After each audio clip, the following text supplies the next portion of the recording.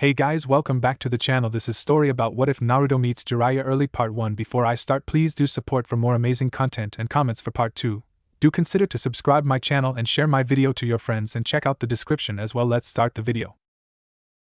The village of Konohagakure was silent, not the quiet of early morning as would be normal, but the quiet of an entire people in mourning. The nine-tailed demon had finally been defeated, and with him many lives had been lost, but also their beloved fourth Hokage. The people mourned their dead and comforted their friends and family at their loss, but within the Hokage tower a single light could be seen from the office of the Hokage. A scattering of candles lit the room, which contained 4 men of various ages. The third Hokage looked out at the village from the window. The 3 ninja behind him were the only ones privy to this meeting: Hayashi Hyuga, the leader of the Hyuga clan and Minato's former teammate, rival, and best friend, Kakashi Hatake, his former pupil, and his sensei Jiraiya. On the table before them was a small child, an infant newly born, and just as newly orphaned. The room held a somber mood within it, as if the 4 walls, even the tour, felt unprepared and unable to bear the burden of the decision before the 4 men. Each bore the grief in their heart and the weight of their responsibility on their shoulders. Sarutobi Hiruzen, known as the Professor by the world and Konoha's third Hokage, looked at the village beneath the tower, smoke gliding softly from his pipe. He breathed deeply, his thoughts jumbled with his emotions, each vying for control as the weight of the decision of the fourth Hokage and his sacrifice fully hit him. Minato has sealed the demon in the body of his son. He has sacrificed himself for this village. The others nodded. They already knew what had been done. Lord Hiruzen had attempted to present the child as hero to the village, only to be met with the angry cries of grief by the villagers. The village has already called for his death. They are swayed by their anger at the Kyubi no Yoko, and it has caused them, and they would see an innocent child bear the burden of their grief. The anger and remorse held in Hayashi's eyes told of his grief. Many of his clan had perished in the battle with the nine-tailed demon, and their deaths weighed heavily upon his shoulders. Though he had been Minato's friend and rival, he secretly agreed with the villagers. The child before him could be the greatest threat the village ever faced, and he spoke quietly before responding to Lord Hiruzen. "Are we so sure they aren't correct, Lord Hiruzen?" His question made the other 3 look at Hayashi with more than a bit of surprise. You would see a young child punished and killed because of something out of his control on the very day of his birth. He is Minato's son. I know you 2 were rivals, but I would have thought you'd at least give his son the chance at life. The third Hokage understood Hayashi's feelings, the weight of the deaths on his shoulders and the grief he must be dealing with. Minato was too optimistic. He thought the village would accept his son as a hero for carrying the Kyubi no Yoko within him, but then, that's one of the things which made him Minato. The decision we have before us is simple: what is to be done with the child? I will not see him harmed. I ask you 3 because you are the closest to Minato, his student, his best friend, and his master. What do you believe should come of his son? The 3 men stood. They avoided the gaze of the quiet child before him, the swirling ceiling mark over his belly, the azure blue eyes which cut their very souls with its purity. Hayashi shook his head and spoke first, his feelings already made clear. If you will not see him harmed, then let him loose. He is a danger to everyone, and if he will not be killed, then see him kept caged or sealed somewhere. He is a child now, but one day he will grow up, and should the demon ever escape, it will finish what it started. This child's life for the safety of the village. We must accept that while the child is innocent, Minato made a mistake, and his mistake could cost the village its entire existence. We must take precautions and see to it that it cannot happen. Hayashi's eyes blazed with the fire of his beliefs. He truly could not believe his old friend would place such a demon within his own child. Minato, he thought, how could you do this to your son? Will you force me to kill the only remaining part of you Konoha has left?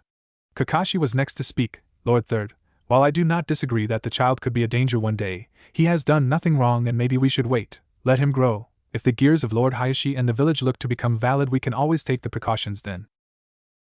Jiraiya crossed his arms. He closed his eyes and sighed, refraining from speaking. He was still unsure how he felt. He had just come home to do some more research and visit with his former pupil and congratulate him on his new position when this had happened. The silence stretched on, and with each passing moment Hayashi grew to believe more and more he was right in his belief the child would need to be destroyed one day. But it was not he, nor was it the third Hokage who spoke. It was Kakashi with his arms behind his head and, if it was possible, looking rather apprehensive. Minato spoke with me before he left to seal the demon. He asked me to take his son in and care for him, see him grow and trained. I'm sorry, Lord Third, but I simply cannot do that. It's not like I don't like Minato's kid, seems nice enough, but really, I'm too young, and it would alert every enemy in the 5 great nations whose child it had to be if I took him in.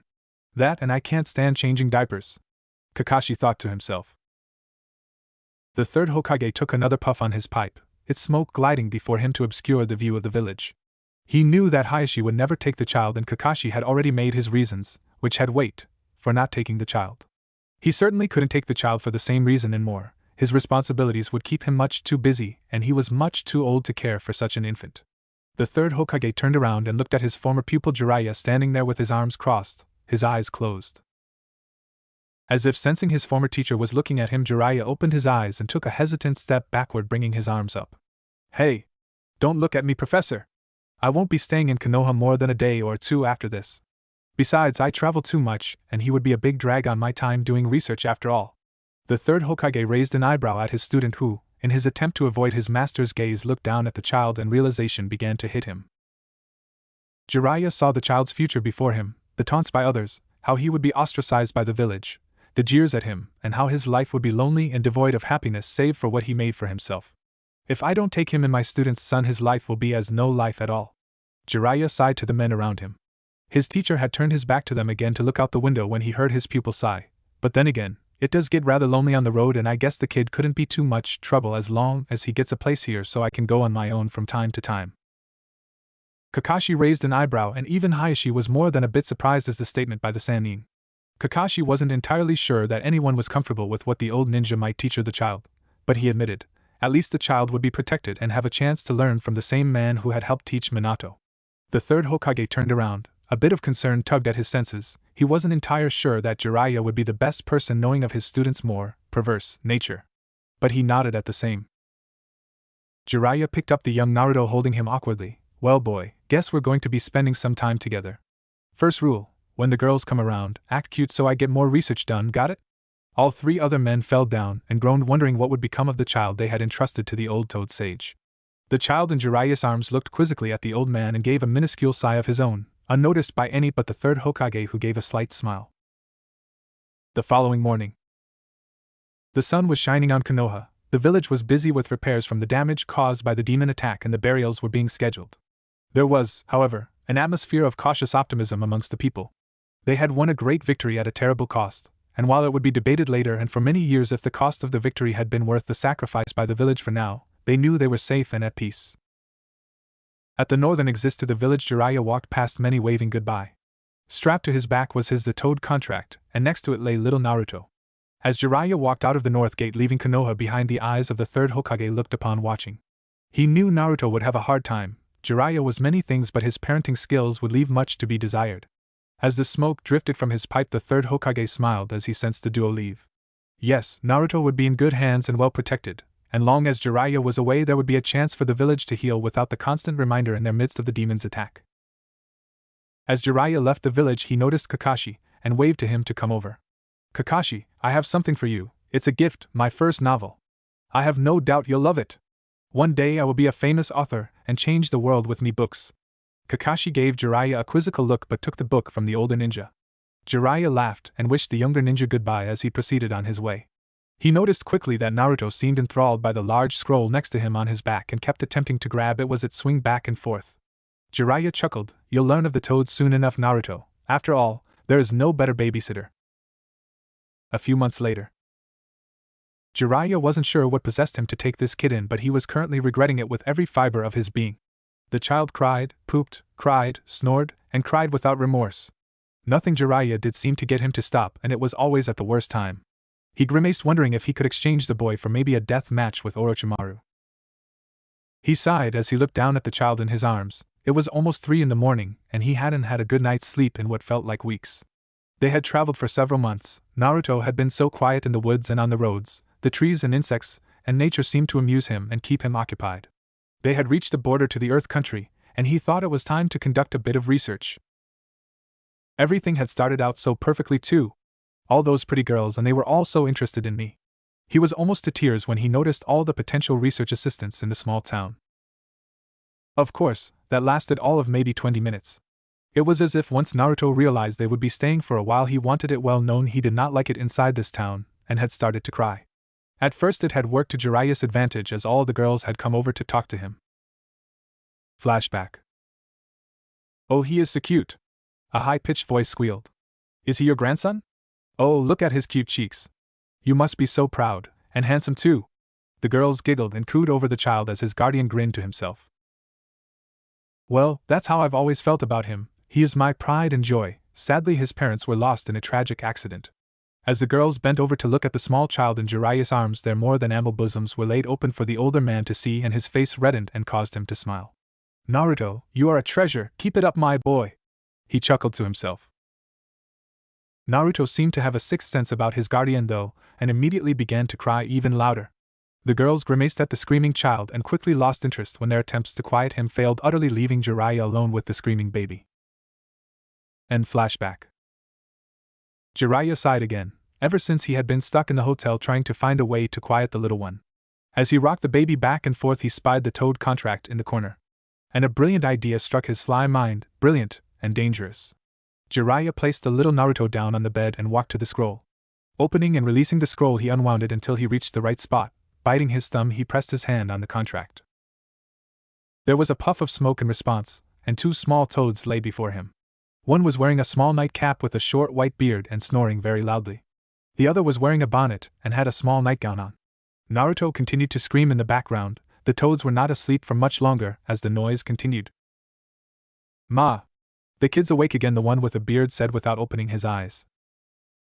"It's your turn to see to the kitties, Pa," the other responded sleepily. A moment passed as the two suddenly sprang up and looked at each other. "What kitties?" An argument immediately erupted between the two as to which one had had another child. "How could you have gone and gotten pregnant again, me, Ma?" Pa cried. What had she been thinking? Ma immediately countered with how she had seen those young biddies eyeing Pa and knew he wanted them, and started crying about how she had given him the best years of my life. After a few moments, Jiraiya's chuckles caught the attention of the two old frogs, who then turned, for the first time realizing they were no longer in their own home.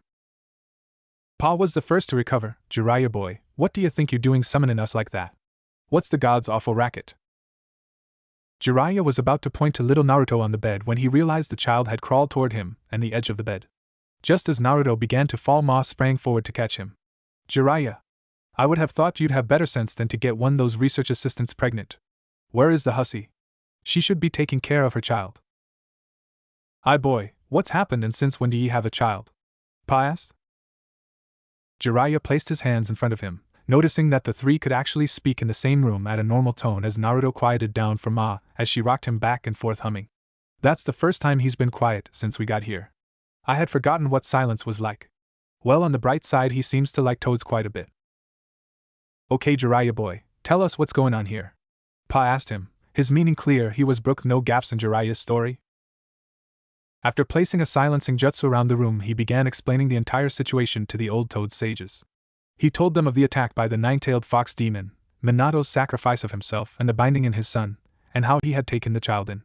Everything was fine until we got here, and he just started crying and won't stop, and I don't know what to do, so I, kinda thought you guys might help." His hands were behind his head looking toward the ceiling with a silly, by help, I mean do the work for me look on his face. Ma sighed and immediately hopped to the table where Naruto's formula had been and practically gagged. "Jiraiya boy, you do know you have to mix the powder formula with water before feeding it to the child, right? And why does it look like you've been using rice balls mixed in with the formula? Didn't you at least think before this? No flies or ants or anything good for the poor child either." "Well, you see, when we got here I ran out of the liquid stuff and I thought, well, it said it was the same and I tried it and he wouldn't eat it, and so I thought maybe if I put it on the rice ball he'd eat it, you know." Jiraiya was many things, but a father, as he was discovering, was perhaps not one of them.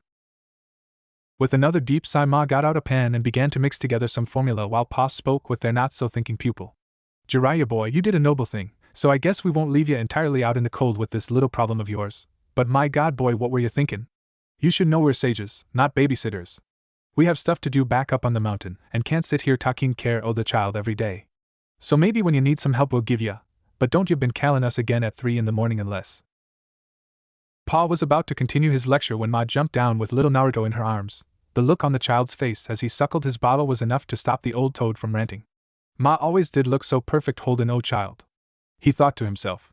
He also couldn't help but notice how happy it seemed to make Ma. "Well, if Ma wants to help, then I guess we'll help. But we gotta pull double duty cause Gamabunta's kitty Gamakichi's been stayin' with us a bit, and he's just learnin' and all with his new legs. Any help you guys can give me would be great." It was so easy at first, and the girls loved him, and then he started all this. "You stay away from them girls, you old pervert, and keep them away from the baby here. He's ta grow up protected, not used to help you with that terrible research you do," Ma told him strictly. But then sighed afterward at the look on Jiraiya's, which clearly showed he had not been listening. The night wears on as Ma and Pa begin to once again take Jiraiya under their tutelage, but instead of the ninja arts this time they are teaching him about how to properly care for a child. Of course they stayed with Jiraiya for several more days before leaving back to Mount Myobokuzen. Jiraiya, now armed with the knowledge given to him by the sage toads, cared for Naruto with much greater success, although Naruto still did not take well to any of his prospective research assistants. 3 years later. 3 years passed rather uneventfully for the pair as they wandered the 5 great nations. Naruto had grown from the young infant to a very inquisitive toddler. While Jiraiya may not have been much of a father figure for the young boy, he was a great ninja and a sage. Along with Ma and Pa, he had begun to teach Naruto about the toads from the time the boy could walk and understand.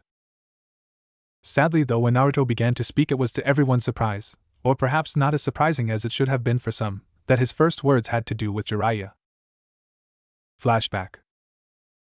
The toads were helped Jiraiya once again with watching little Naruto, who was currently trying to walk on his own with Ma calling to him from a few feet away in a small hotel room.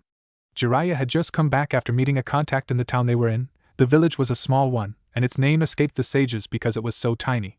But Jiraiya had been able to meet an informant who had information on the possible activity of Orochimaru, so they had taken care of Naruto for the past day while Jiraiya met him and got what information he could. That it, little Naruto, come to Ma. But as Ma called to the child about to take his first steps, he stopped and looked at Jiraiya and began to say something. Pa! Jiraiya! It's Naruto's first word. All 3 gathered around the child as he struggled with the words coming from his mouth. He seemed to think a moment. With intense concentration he tried again. Everyone held their collective breath as Naruto looked right at Jiraiya and finally said his first words, Erosenin. All 3 of them fall back and faint at the child's first words, with Pa howling in laughter, and Ma yelling at Jiraiya and shaking a suddenly appearing rolling pin and smacking him on the head. Flashback end. As it was, however, the first true memories the child had were of his guardian attempting to convince girls to come back to their hotel room constantly. Naruto, however, had figured out very quickly it was easy to stop this and made liberal use of it. Flashback. Jiraiya was currently speaking to 2 rather vivacious young women in his room. Oh yes, girls. You are just perfect for my research assistants. Perfect in every way, shape, and form. The girls giggled at the old man as they sat down next to him on the bed. Just as he was about to begin to bestow his new research assistants with their official titles, a quiet knock came to his door, and it opened, and a small 2-year-old child looked in. Erosenin, I has a nightmare, can I sleep with you? Naruto began to tear up just a bit, and, holding a small frog toy that Ma and Pa had given him, looked at Jiraiya with those piercing azure eyes. The girls immediately got up and picked up the poor child. Oh, you poor thing. We'll take care of you, come on and get in bed. You never told us you had a child, and how could you even think of doing some kind of perverted research with him in the next room? For shame! The girls admonished Jiraiya as a pervy old man as they held the now sleeping child between them. Jiraiya simply sighed and grumbled to himself as he got up and left the room, looked back at the child, not sleeping peacefully, wishing he could be that effective. Well, if nothing else, I guess I am rubbing off on him a bit, haha. End flashback. Naruto was walking along with Jiraiya, Ma, and Pa as they taught the boy, who they had proclaimed their great-grandchild through Jiraiya being his self-proclaimed guardian and godfather. Jiraiya grimaced as Naruto ate another beetle. I am going to have to break him of that habit soon. Most people are going to find it odd if he is eating dinner and dumps a slug into his soup, Jiraiya thought to himself. Now Naruto, you have to understand that everything around us has a life force. You can feel the chakra that runs through your own body, but in the years to come will show you that there is a much greater energy surrounding the world and in nature. But to understand it you have to be able to be silent and not move. Pa was once again trying to explain nature energy to the toddler, causing both Ma and Jiraiya to sigh. The boy was 3 years old, and there was no way he could understand those concepts, but Pa kept trying. The boy had shown a genuine intelligence and gift with the toads, and as soon as he could write had signed the toad contract under the supervision of the 3 sages. He wasn't up to summoning a toad yet himself, as his chakra system wasn't able to sustain enough energy to do that, but the old toad sages kept explaining to him everything they could, so when he was ready he could do it with or without them. Naruto had lived a strange life up to this point, only staying in hotels and spending most of his life on the road. The toads and Jiraiya did their best to raise the child, but he was obviously lonely. It was nice to have the toads when they could be there, which was much more often than they would admit, but he had never met any children his own age. Which was what made this trip so special for Naruto. Jiraiya had told him they were going somewhere new and somewhere he would be staying for a while. He smiled at the child as he walked and listened to Pa. It had never crossed anyone's mind to actually tell Naruto the toad sage's actual name, and so the child simply called him Pa and his wife Ma. Today was a special day though for Naruto. He was going home to Konoha. The third Hokage had summoned Jiraiya back home for an important mission having to do with Orochimaru. It would be the first time he would actually see where he was born and the place he would one day protect. Jiraiya had spoken about the village many times to the child and told him about Konoe Will of Fire and regaled him with stories of its great shinobi including the other Sannin, Kakashi's Faith the White Fang, the third Hokage called the Professor, and many others. Naruto watched as Ma and Pa jumped along with him, and he ran ahead looking forward to seeing the village for the first time. But before they could arrive, a man met them, standing in the middle of road blocking their path. "Greeting Hayashi. How are things?" Jiraiya called to the man in front of him. Hayashi was wearing his traditional robes of white with black symbols stitched in them, covered by a light forest gray on his shoulders fading to white as they went down his sleeves. "Jiraiya. I had hoped you would do what was right by now," he said, his head not even indicating he had accepted the presence of either Naruto or the sages, who both looked more than a bit upset as being both ignored and the obvious vicious intent of his statement. With a quick nod of his head to Ma and Pa, the two toads took the child and jumped off to show him something in the forest. "Hayashi, you know you're not supposed to speak of that in front of him. I had hoped you would realize that what happened was not Naruto's fault." "How can you say that? He carries that demon inside him. We only just barely finished rebuilding after 3 years. The village is finally recovering, and you think to bring him back so he can release that beast again and cause more damage? I will not allow it, Jiraiya. If you lack the strength of will to see what must be done, then I will do it for you." Jiraiya was normally a jovial man who enjoyed life and preferred to laugh and have fun, but he had grown fond of Naruto, despite his lack of research assistance. In a silent flash he was gone, and stood behind Hayashi with a kunai pointed at the younger man's back neck. "Let me make something clear to you, Hayashi. You may rule your clan with an iron fist, but you do not rule that boy's fate. The third Hokage has decreed he not be harmed, and if he is harmed while I am gone, you will have me to deal with, as well as the sages of my Obokuzen. That child has done nothing wrong to deserve your ire, and you would be best to remember that the best you hate is locked inside him, not the child himself." Hayashi felt a drop of sweat fall down his back. He, as many others in the village, could easily forgot that behind the laughs and toads the old ninja had gained the title Sannin for a reason, and was considered one of the 3 legendary ninja of Konoha, with good reason behind him. He had not even sensed Jiraiya's chakra being used. However, Hayashi was not one to be threatened by anyone, even one of the Sannin. "Just remember, what he does will be on your head, and when he steps out of line I will be the one to finish what Minato should have years ago." As he finished his statement he nodded his head. Jiraiya lowered his kunai knife as Hayashi disappeared in a cloud of smoke. Ma and Pa returned shortly after. "Well, Jiraiya boy, quit the welcome home, eh?" Jiraiya had a look cross his face that few seldom saw, a seriousness that made him look older than he was and would remind people just what the old shinobi had been through. It was as if at that moment he remembered all the friends he had lost, his failures and successes, and the years seemed to age the shinobi, making him look older, more mature, and deadly. He nodded to the frogs and smiled at them as they began the final few miles to the village.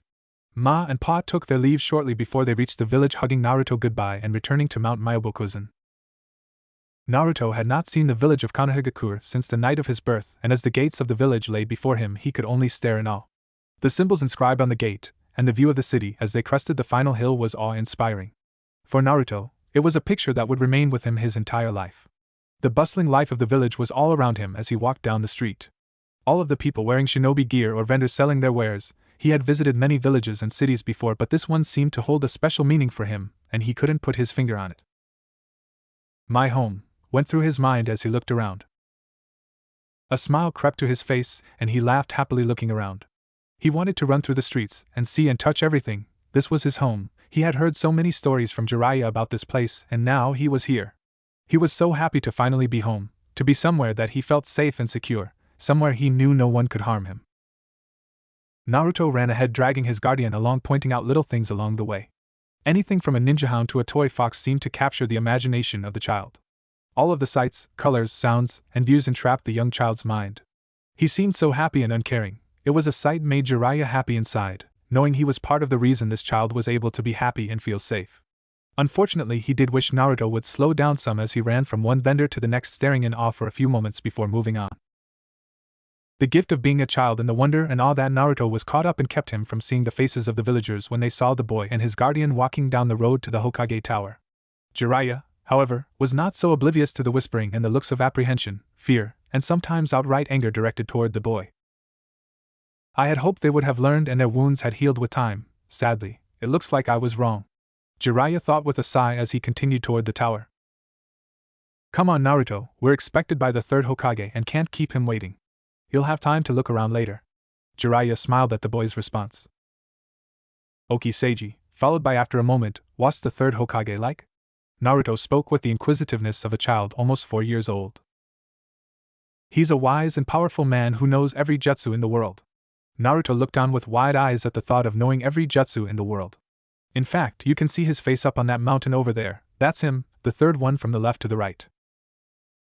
Naruto turned his face to look at the mountain and stared at the mountain, seeing the 4 faces carved into the rock.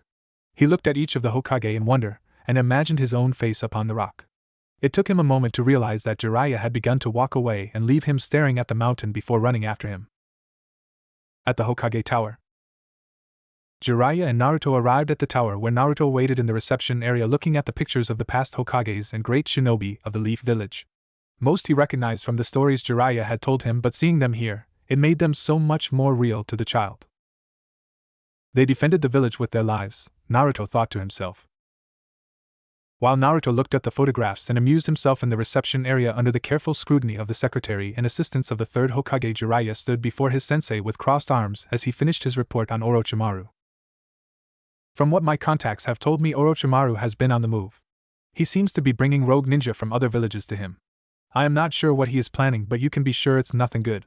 He has also been seen running around with several other S-ranked rogue shinobi. I am not sure what he is after, but they also mentioned he has been seeking information on the Jinchuriki hosts. The pipe which his sensei usually smoked lay on the table before him. His hands were in front of him as his elbows rested on the table, fingers interlaced, and his eyes closed in thought. This confirms what our own informants have told us, although I was unaware of him seeing information on the Jinchuriki hosts. I will need you to go undercover and investigate this matter personally. We cannot afford to allow Orochimaru to gain a strong force and grow stronger. We must keep a careful watch on him. Whatever my old student is up to, it will mean nothing good for Konoha and for the great nations. We have a responsibility to keep watch on his movements to our fellow nations and shinobi. Jiraiya looked at his sensei and nodded. And what of Naruto? I can't take him with me while I do this, and I will be gone for some time. Naruto will remain here in Konoha. He will be safe here, and it's time he started at the academy with the other shinobi children. I have made arrangements for an apartment for him, and since he's been traveling with you, I can assume he knows how to look after himself. That's not really my concern, Master. Naruto is a resourceful child and he's intelligent, shows a lot of potential. But the village, I saw the way they looked at him when we arrived. They haven't changed their opinion, they still hate or fear him, they won't welcome him. Jiraiya did not mention the incident with Hayashi, as he did not think it would change anything. That was a private matter between the two of them. Hiruzen Sarutobi, Konoha's third Hokage and known through the lands as the professor, gave his student a steady gaze. His eyes were flat, his face seemed more lined, and time seemed to show more on the old Hokage now more than ever. He nodded to his student, accepting his criticism and opinion, thinking before responding. Much of the village saw your taking guardianship of the child as a sign they were right to fear the child. They viewed it as my taking a precaution against the beast escaping, putting one of our greatest shinobi in position to kill the child should he become the beast that is sealed inside him. I had hoped that time and distance would have healed their fear and helped quiet their anger. It seems I was wrong. But Naruto must learn to accept it as well, and it's best he be introduced to it now rather than later. The village can't learn to accept the boy if he isn't here, and some time here will let him get to know the children in his generation who have not been told of his condition. We can't hide him from the pain of the villagers or their fear. The only way he can overcome either is to meet them and show them who he is. He is young, and if I am right, he will show us that he is rightfully Minato's son. Iruka will be his sensei in the academy, and I'll have my secretary give you the address to his apartment. You need to leave as soon as possible for this mission. Minato prepared for this, and he had funds set aside to pay for Naruto, and there is plenty there, so he won't have to worry about paying for food, and he'll get an allowance every month for it. Yes, sensei, we'll go immediately. I wish he was old enough to summon the frogs to help him. Sadly, without me here, they won't have a strong enough chakra signature to home in on to reverse summon themselves. Naruto's chakra system is still too weak, although it's been growing rapidly. I won't fail you, and I think you'll be happily surprised with Naruto's abilities. With a final nod of dismissal from his sensei, Jiraiya quietly leaves the office and picks up Naruto from the secretary and the information on both his mission and Naruto's apartment. The two travel quickly to his apartment, and upon opening it find a fairly spacious place sparsely decorated. A bedroom, small living room/kitchen, with several closets including a bed, desk, some utilities, but otherwise left alone. While not huge, it would be more than enough for the young boy to have. After making a run to the store and stocking it with plenty of ramen, which Naruto had immediately taken a liking to the moment he had some of Jiraiya's one day while visiting a village in water country. It was growing late and Jiraiya knew he had to leave early the next morning, so he sat down with the young Naruto to explain to him what was about to happen. "Hey kid, come here a sec." Jiraiya summoned his young charge to him. "Look, I've been given a mission that's going to take me away for a while. I am not sure how long, but you'll be staying here alone without me, okay? You're enrolled in the academy starting tomorrow, so make sure you're not late. I want to get good reports from Iruka-sensei when I get back, K?" "Yes, Seiji." As many times as he tried, Jiraiya just couldn't get the kid to call him Jiraiya. It was either Erosenin or Seiji. He had taken the latter since it was the least evil of the two, but he hopes the kid would change his mind someday. "Well kid, I got you a bit of a gift while I am gone." Jiraiya took out a small package which Naruto immediately ripped open to find a green frog wallet. Naruto immediately jumped up and hugged his guardian. Naruto had few possessions of his own, a few stuffed toys that had traveled with him, but if it couldn't be packed into a small bag he couldn't keep it. Jiraiya hugged the small child back, surprising himself at how much he actually thought he was going to miss the kid and hoping the village could see the inside of the child and not the fox demon. The next morning. Jiraiya had left early that morning, rustling Naruto's hair with a quick goodbye while the child slept. He was miles away when Naruto awoke the silence of his apartment. The quiet was a tad unsettling for the child, but he was used to Jiraiya being gone, and shrugged as he made himself ramen with beef and pork for breakfast. Looking at the clock, he left to go to his first day at the academy. Naruto ate his breakfast quickly since he wasn't very hungry to begin with, and too excited at his first day at the academy to really eat much. He quickly packed his school supplies, hastily gathered the day before, and pulled on his clothes. Jiraiya had insisted he get some new clothes as well, so he walked out wearing black cargo pants along with a white shirt and an orange jacket bordered in black, which gave him a slight look of being on fire. It didn't take Naruto long to arrive at the academy. In fact, he was still rather early. He had run most of the way and was barely winded from his effort.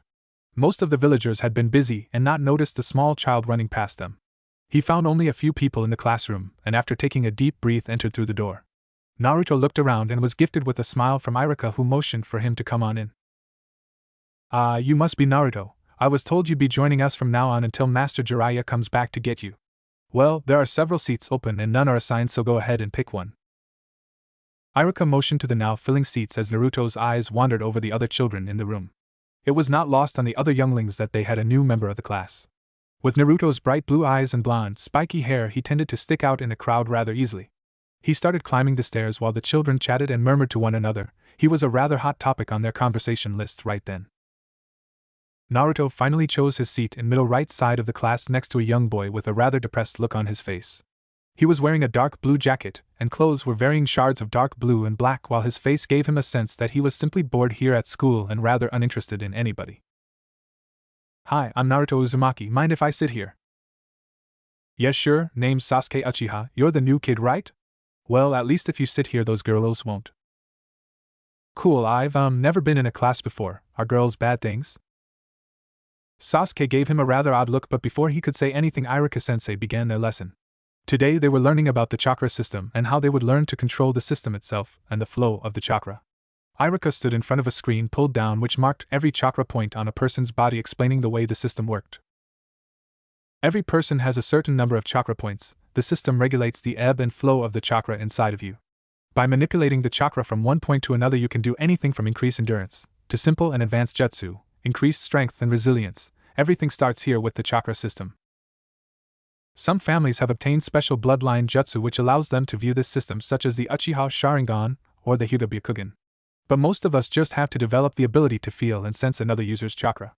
By strengthening the chakra system and gaining a better sense into the system itself, allow yourself to become stronger and to use more efficient chakra control for jutsu, and gain more resilience, strength, and endurance. Having a strong chakra system is one of the keys to becoming a great shinobi. Iruka continued with this for a long time, explaining how the chakra network connected from one point to another, and how it was also connected to the body's organs and systems. It was all very basic information that most of the village already knew, and Iruka was making it even simpler for the children to understand. Naruto was fascinated. Although he had this explained to him a dozen times by Pa, he now saw how it affected himself, The old sage kept explaining it in terms of nature energy all around them, but Iruka was filling in the gaps that Naruto hadn't known about. While Naruto stared at the picture lost in his own mind about the chakra system, he didn't notice a small girl sitting not far from him glancing at him. Her hair was dark, close to black with hints of dark purple coloring in them. The style had left her hair cut short with two ends left long in the front. Her eyes were lilac-colored and her skin extremely pale. She was also concentrating on the lesson, but for some reason she couldn't help but glance back at the young blonde who had just entered the room. The lesson continued and they were taught grammar, math, history, everything a young shinobi would need to survive in the world. Until lunchtime, when the class was released to go outside, they were told to be ready for a quiz the next day and for practical application lesson, which Sasuke had told Naruto meant they would actually practice using chakra. Naruto followed his classmates outside and began to play with them on the playground. He had never played with other children his age before, and he found he enjoyed it a lot. He swung on the swings and played on the ninja bars with his classmates. He had never known he could have so much fun in his life. The children was running around and laughing as they played tag to see who could stay away from the person who was at longest when the parents arrived. Upon seeing their children playing with Naruto, they immediately gathered them up and with glares and more than one curse in his direction stalked away. Their ire and anger and even fear confused the boy. The parents spoke to one another, not even attempting to hide their voices. How could they let that into the academy?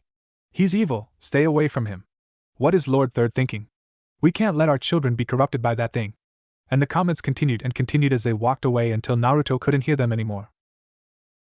Naruto didn't understand why they were so angry with him. He sat on the ground looking around him, trying to understand if he had done something wrong. Had he made a mistake? Broken a rule? What had he done to make them so angry? He just simply did not understand. He was the last one to leave the playground, finally standing up and walking home. As he walked home, he saw the villagers who had not noticed him in the morning glare at him with anger and whisper and point at him. A tear began to fall down his face as he thought about his guardian and how much he missed him. He simply did not understand what was going on or why. He wished Seiji was there, even if he brought his weird research assistants with him. Naruto sat on his bed that night crying into his pillow. It had been a long trip back to his apartment, and he had gotten lost several times. When he had tried to ask for directions, the people had yelled him to leave their establishment and to get out. No one had been willing to help him. They all seemed mad at him for one reason or another. Their comments cut into his small heart, and he couldn't understand why they acted like this. As he lay in his bed, he felt something he had never felt before, loneliness, and it tore his heart, each comment, glare, and angry word coming back to him. The silence of his apartment was deafening to him. He wished so hard that Seiji would come back through the door and that Ma and Pa would appear and be there for him. But they weren't there. So he did what any child his age would do, he cried. The next morning, Naruto awoke from his slumber. His eyes was a bit red and puffy from crying himself to sleep in his bed, and his movements were still sluggish, and the excitement and pep of the previous day seemed to have gone out of his step. He dragged himself out of bed and into the shower, bathed himself, and then made himself some breakfast, but again he wasn't really hungry. Naruto opened the door and locked his apartment behind him as he left to go to class. Once again he arrived early and Iruka smiled at him. The smile made Naruto feel better about himself. Iruka-sensei noticed the faltering step as Naruto went to his seat from the previous day where Sasuke sat. "Hi, mind if I sit here again?" he asked. His voice was a bit tentative, unsure what response he would receive after yesterday. Sasuke gave him a strange look with a cocked eye and responded, "Sure dope, why wouldn't you be able to?" Relief washed over Naruto as he sat down, and the two began to talk a bit. Naruto learned that Sasuke was a member of the Uchiha clan and his father, Fugaku, was the head of their entire clan. Their conversation was cut short, as it had yesterday, when Iruka-sensei called the class to order and began to explain the lesson for the day. Alright, today we'll start with a quiz on the chakra system, followed by a practical application lesson involving the chakra system and jutsu. As Iruka-sensei finished his instructions on the quiz, there was a soft pop and the quiz papers appeared in front of every student. A soft groan was heard from a small child in the back, along with a muttering of how boring quizzes were, and that there were too much work. When Naruto looked back, the kid who had made the comments had already laid down his head and gone to sleep without even looking at the quiz in front of him. Naruto shrugged and focused on his quiz. The questions were mostly basic, asking which way the chakra flowed and having a diagram for him to fill the blanks into. Seiji told me to make him proud. I can do that, he thought to himself as he picked up his pen and began to write the answers. Naruto quickly finished the quiz and he looked around the room for the first time since he had arrived and really looked at the other students. He saw they were all different and many were wearing the symbols of their families and clans. He also recognized most of them from the day before when their parents had removed them and told many of them to stay away from him. He wondered if they would do that or if maybe he'd make a few friends from the group. The quiz didn't take long to complete, and after waking up the sleeping kid in the back, the class's quizzes disappeared in a small poof of smoke they had arrived in, and they were herded outside into the playground. Awaken-sensei stood in front of them and began explaining their assignment. Okay, as you learned this week, the chakra system can be used for many things such as increasing your resilience and strength. Now, your chakra systems are rather undeveloped compared to what they will be in a few years when you graduate and become genin. But today we're going to begin your practical lesson on controlling your chakra system and by routing your chakra to your fingertips to help you climb this smooth wall here. In a soft poof, a flat wooden wall appeared behind Awaken-sensei. There was nothing special about the wood. It was polished and about 6 feet high, not very high for a shinobi, but the kids weren't used to climbing using only chakra to help them, and they were told they would have no running start, but instead they would simply climb with their hands and feet. Awaken explained to the class they would need to meditate and feel their chakra system as they had been over the past few weeks and focus that chakra into their fingers and toes. Once they had the chakra there, they were to attempt to climb the wall. Naruto stood next to Sasuke as he sat down and began to feel his chakra system. It brought a warm feeling to his body as he focused on the inner power inside him, and a sense of calm covered his body. Ma and Pa had been spending hours droning on about how to do this and had taught him about chakra, so this part of the exercise was pretty easy. Most of the children were able to focus the chakra, but maintaining the hold as they tried to climb the wall turned out to be the hard part. Naruto noticed most of his classmates kept sliding back down when they were a few steps in and lost their focus. Naruto grinned as Sasuke made his first attempt and almost reached the top. Naruto placed his fingers to the wall and felt the chakra gripping the wood. It made it feel warm to touch, and he started climbing. As he pulled himself up, he felt his chakra slipping from his fingers, and when he had just about reached where Sasuke had fallen down, his chakra ran out, and he fell. Naruto, you need to continuously feed chakra to your fingers and toes. If you stop, the chakra built up there will just slip away and then you won't have any left. Awaken-sensei rewarded him with a smile as he nodded and concentrated to try again. This time Sasuke made it to the top and jumped down with a bored expression. Naruto managed to make it to the top on this third try and was second to finish.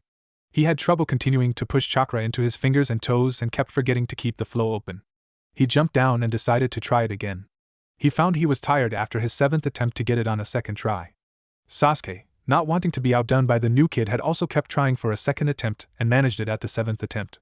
Naruto managed it on his 8th but felt like he just wanted to lay down and sleep. No one had noticed that several hours had passed since they had started the exercise. All of the children had finished climbing the wall at least once, although several had to have help from Awaken-sensei to finally make it. Awaken-sensei called the class to an end and the children went to play. The parents were waiting for the kids at the playground this time, and as the children left, the academy picked them up to take them home. Naruto was left on a swing watching as the other kids left the school and once again receiving angry glares, although at least no more comments were made toward him. He sighed, and once again the loneliness he had felt the day before struck his heart, and he began to walk home. Naruto had made sure to take time to remember how to get home this time. He didn't want to have to ask for directions again. He unlocked his door and slid inside. He made himself some dinner and once again laid down to sleep. He was so tired, clutching the frog wallet that his guardian had given him and wishing again he was there. The following month, Naruto gradually fell into a routine where he would wake up and fix himself breakfast, go to the academy, and then, after the other kids' parents had taken them away to play elsewhere, he would either play by himself or come home. The only good part of his day was when they were at the academy. Awaken-sensei was always nice to him, and the other kids didn't seem to mind him the way their parents did. Sasuke had even started talking to him more. While he didn't really know the other kids in the place, a few had introduced themselves. Kiba, Shino, Shikamaru, and Choji all seemed nice, but he didn't sit near them in class. He learned from Sasaki that the girl with pink hair was named Sakura and the one with blonde was Ino. But whenever class ended, the villagers always took the kids away and glared at him. Some days were worse than others, but it always reminded him how alone he was. Naruto found himself holding on to the frog wallet at night, more and more thinking of Ma and Pa and Seiji. He was caught in a cycle he did not truly understand, and he wasn't sure how to handle it. With a sigh, he woke up that morning. It was Saturday, a little over a month since Jiraiya had left for his mission. As Naruto's eyes were woken by the intruding sunlight, he noticed a sound in the background. It sounded like sizzling, and his nose detecting food cooking, but he was in his bed, and the door had been locked. Naruto jumped out of bed and opened the door to his small living room/kitchen to find a person standing there cooking breakfast.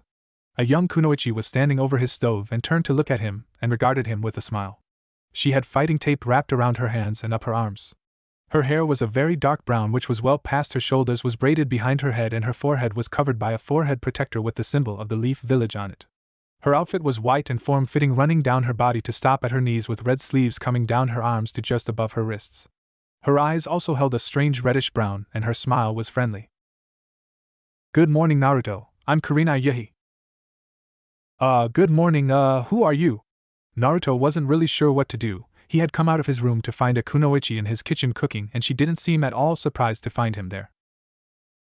Kurenai took a plate from his cabinet and loaded it up with eggs, rice, and bacon before setting it along with some juice on a table and motioning for him to sit down and eat. Being a young boy and not having eaten much lately, the smell of cooked food overcame Naruto's other senses, and he quickly moved to the table and began to eat ravenously. "So you're probably wondering what I'm doing here. Well, Master Jiraiya wanted someone to stop in and check on you every once in a while, make sure you were eating something other than ramen all the time, so he asked me to make sure you were okay." Kurenai gave him a smile that seemed very genuine, and the child smiled back as if unsure whether to accept that or not as he swallowed the food in his mouth, which he hadn't properly chewed. The memory Jiraiya's visit came to her forethoughts as Kurenai watched Naruto eat. Flashback. It had been very early morning when she heard the knock on her apartment door. With a yawn, Kurenai had gotten up and opened the door. She wasn't sure what she had expected at this early time, but a visit from one of the Sannin certainly hadn't been it. "May I come inside?" Jiraiya asked her with a rather serious expression for the usually funny old sage. "Certainly, Lord Jiraiya. What brings you here at this hour? I heard you were leaving for an important mission soon." Jiraiya nodded. "I am actually on my way out of the village, but you know of my charge? Naruto?" When Kurenai nodded that she had indeed heard of the young child with the fox demon sealed inside him, he continued. "I am coming to you because I need someone to watch him. I know the village will not be kind to him. In fact, they will probably be very cruel at first, and it's going to be hard on him. He has always had either me or one of the Toad Sages with him. He's a good kid, Kurenai, and I have a request. Would you please watch over and help him? He needs more than just a friend at the academy. He needs someone to be able to at least see smile when he walks by. I just don't think the villagers are going to be as accepting. I know from your past you'll understand that to a certain extent. The third Hokage and I made a mistake when I took him away. We had hoped the village would heal after it had rebuilt and mourned, but they didn't. They are still so angry, and Naruto is so young, he just won't be able to understand why everyone is acting the way they are. The third Hokage and I both know that the village will just continue to grow in their anger without him here. He needs a chance to show them he isn't to be feared, to make allies to fight the anger in the village. I know it's a lot to ask, but could you maybe just go visit him? Check in on him for me? You've always had a gentle spirit, and I know he'd appreciate it more than he could say. And I'd owe you one." Jiraiya finished his request with a wink, and Kurenai had agreed to watch the boy while he was gone. She hadn't really been too sure about visiting him, but decided if it was important enough for Jiraiya to come to her house and ask it, she could at least check into it. End flashback. Kurenai indeed understood what it meant to come into the village and be the outsider. She herself had come to the village at a young age and remembered how it felt to be an outsider. And how could she deny such a heartfelt request by one of the legendary shinobi? She had agreed and watched the boy several times since then, making sure he was okay, but this was the first time she had actually come out to meet the child. "So how are you, Naruto?" Kurenai asked the boy in front of her as he wolfed down the rice and eggs. When she had arrived, she noticed that the apartment was clean, although the child had obviously only made ramen for probably the past month. She had taken it on herself to bring some other food over, having been forewarned by Jiraiya that the child probably would eat nothing but ramen while he was gone. "I'm okay, I like the academy a lot," Naruto answered her. She noticed the lack of mentioning anything else having to do with the village. It didn't really surprise her since she had been watching the child as much as she could in her spare time. She had seen that he and the young Uchiha, Itachi's brother, had started to become friends. But she saw how the child always got left out, and how the villagers had glared at him and taken the other children away the moment they were let out of the academy. She gave him another smile and responded, "Iruka-sensei is a very good teacher, and he said you've been doing well. The academy is a great place to learn. Have you made any friends?" Naruto gave her a kind of half nod as if not entirely sure whether to call anyone at the academy friend.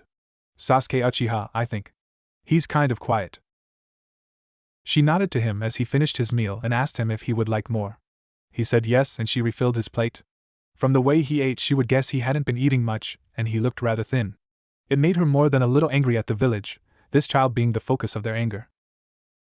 Originally Kurenai had only planned to visit him for an hour or so and make sure he was alright, but after seeing the way he had been treated she had decided, since had the day off, to take him out and do something fun. It looked like he hadn't had anything like that since he had arrived. "So what would you like to do today, Naruto?" she asked him, and he stopped eating. He stared at her with big eyes as if he did not entirely understand the question, and it hit her. He had expected her to leave after checking in on him. Does he really think the villagers are so cold? She wondered to herself. She gave him another smile, and he finishing the mouthful of food that had gotten caught half-eaten. I don't know, I've never been around really. People don't seem to like me." He refused to meet her gaze and squirmed a bit in his seat as he said it. She could see he was hiding his feelings behind his smiles, or at least was trying, but only partially succeeding. Kurenai was seized with sympathy for the child before her. She could imagine that he probably had stayed in his apartment, when not at the academy, or been forced to get more ramen. She smiled at him again, showing she wasn't one of the evil villagers who hated him for no reason. "Well, let's see, why don't we take a walk and I can show you around Konoha since you haven't been out much?" Naruto nodded, his smile brightening. How can the villagers be so cruel? He's just a kid, she thought to herself. A few hours later Kurenai was walking along with Naruto following her. She ignored the villagers as their icy stares directed toward the child, and she pointed out the landmarks of Konoha to him. She showed him the different practice fields available to all of the shinobi, gave him a closer look at the Hokage carved into the mountain, the different markets, weapons shops, the complexes where the different clans lived, and an all-around tour of the entire village. Naruto hadn't seen any of this, and for the first time in over a month actually felt relaxed outside and a bit happy outside of the academy. As Kurenai and Naruto rounded the final practice, Kurenai explained to Naruto how the fields were used and that anyone could use them as long as they weren't scheduled for training with the team. The pair made their way back to Naruto's apartment, where she made sure he ate a proper dinner, and left shortly after, saying she would visit again when she was able, but that she wasn't sure when that would be. Kurenai couldn't shield Naruto from the village, but at least he knew there was someone who didn't hate him in the village. And that gave him some peace of mind that maybe others didn't as well, and this made the world seem a tad less scary, and a bit less lonely. Late one evening. It was a few weeks after Kurenai's meeting with Naruto. She hadn't seen him again, but had a few days off soon, and she was going to visit him then. It was late, and she had just finished showering from her mission. As she relaxed on the couch with a drink and a book, she heard a knock at her door. It was late, the sun had long since set, and a visitor would not be likely. Kurenai was surprised to find a silver-haired young shinobi standing at the door when she opened it. Kakashi Hatake, or, as others called him, the copy ninja, stood in at her door. He looked tired from the eyes she was able to see. She had heard he had been away on a long-term assignment in the land of waves. He nodded to her, and she motioned for him to come inside. "Kurenai, sorry for intruding. I just got back and heard, is it true that Lord Jiraiya left a child at the village?" She had known Kakashi for a long time, and he seemed, well, tense for his normally laid-back perspective. She nodded to him, and he asked her to describe him. "His name is Naruto Uzumaki. He's 4.5 years old, seems pretty talented and smart, perceptive for one so young. Spiky blonde hair, blue eyes, and will be trouble one day if I don't miss my guess. He's terribly lonely though. The villagers for the most part see him as a threat and don't hide their animosity toward them. He's weathering it well though, as well as any young child could." She almost thought she saw Kakashi visibly tense before he spoke. "Thank you, sorry to intrude, I just had to know."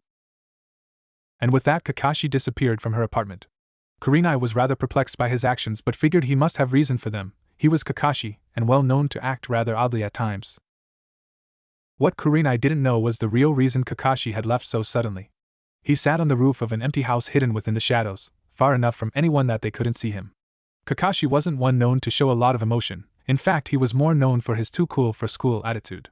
But if anyone could have seen his shadowed face, they would have known at once he was crying. The frustration and exhaustion from his mission intermixing in a storm of emotion he was unable to control.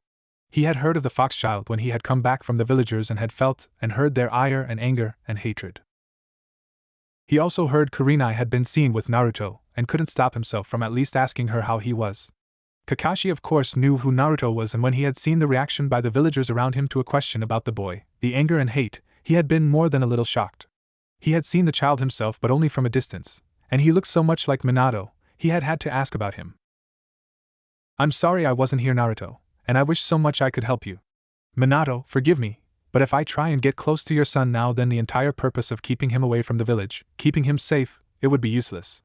Everyone knows I was your student sensei, and with the similarities already coming out, they'd put 2 and 2 together so easily, and every enemy you ever made would be after him. He'd be in danger.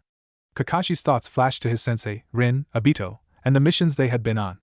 And the weight in his chest as knowing he couldn't help his sensei's son was like a lump he couldn't get rid of. For the first time, Kakashi knew what it felt to want to help someone and not be able to feel helpless. Even though Jiraiya had been Minato's sensei, they could at least come up with several plausible explanations as to why he had a child with him. Anything from it was his grandson to his own child, and with him being far from the village, normally no one would even think to ask who either Jiraiya or Naruto were. Most assumed a blood relation and left it at that. But Kakashi knew if someone saw him, a young adult with a child that had such striking resemblance to his own sensei, they would knew immediately who he was, so he had to stay away. One day, sensei, I promise, he will be my student, and I will teach him everything you would want, and I will protect him. Kakashi's final thoughts took him as he stood up, the last of his tears falling away as he disappeared into the night. A few months later. A few months after Kurenai's initial visit, Naruto had finally settled into a normal routine where he went to class in the morning and trained in the afternoon. Most of the other kids had begun to avoid him on the warnings of their parents. There was nothing concrete, or even said by most of their parents, but they tended to follow by example. This hurt Naruto a lot as even Sasuke began to pull away and talk to him less. He had hoped to be able to make more friends with the kids in his class, but he never got a chance to since their parents always took them away from him when they got out of class. Naruto was trying again to climb the wooden wall left up by Iruka-sensei. He had lost count of how many times he had attempted it. But as he fell down again, he punched the dirt with his fist in frustration. Why is this so hard? It's a stupid wooden wall, Naruto thought to himself as he got up to try again. You've been at this for a while, Naruto, maybe you should take a break, huh? A voice called over to him. It startled Naruto enough that he nearly fell down again. Iruka-sensei walked over and smiled at him. He had been watching Naruto every day and noticed that he had been trying more and more to climb the wall he had left up. Finally, he decided to come out and talk to the boy. Why are you trying to climb the wall? You already managed to do it during class? Iruka asked him curiously. He had seen Naruto climb the wall himself. He didn't entirely understand why the child was trying to climb it still. Well, I can't do it on the first try. I want to be stronger so I can do it on the first try, Naruto told his sensei. A moment or two passed before Naruto also told Iruka the rest of the reason he was trying so hard. I was hoping if I could do this really well, maybe the other kids would talk to me more. Iruka smiled softly at the child and thought a moment before he spoke again. You know, Naruto, the other kids don't dislike you, they just don't know you, and neither do their parents. You see those faces on the mountain over there? You know why they were put up there? It was to remind us what we all have to strive for in this world. They were willing to give their lives to defend this village and everyone in it without pause, even the people that might not have liked them. If you want to get stronger, Naruto, do it for the right reasons, to protect the people who are precious to you and not just popularity. Show them who you really are inside and they'll come around in time. Smile some more. I don't see you smile enough anymore. Keep training hard and don't let anyone ever get you down, K. Naruto was quiet for a moment as what his sensei told him went through his mind. The Hokage would protect everyone, even the people they didn't like? Naruto thought to himself. One day, Iruka-sensei, I am going to be Hokage. He said it with such enthusiasm that made Iruka smile. Well, you can't do it on an empty stomach, and I know just the place for you. Follow me, it's just down the street and it's on me. Iruka ruffled his hair as he introduced Naruto to one of his favorite places in the village, Ichiraku Ramen. Naruto went crazy at the sight. He had no idea that such a place existed, and immediately ordered a big bowl of ramen with beef and pork. The owner and his daughter laughed at Naruto and Iruka as he explained to Naruto how to advance his training to be able to climb the wall easier over the bowl of ramen. Naruto was feeling better about the village and was happy to have some people who seemed to accept him for him, and as he and his sensei parted company, he began to finally feel this place was his home. Jiraiya was laying awake looking at the moon beaming down on him. He had been gone from Konoha and Naruto for over 6 months.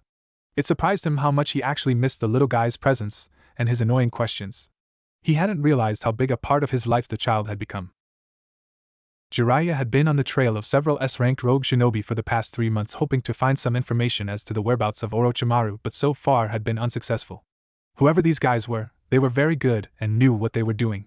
He had come close several times to catching up to them only to have them slip past him without him noticing. They knew how to work together, were very organized and smart. Combined with their raw power, he understood the fear his normal contacts had been consumed with. What was more worrying was that they not only had avoided him so easily, but he couldn't even get an accurate description of them.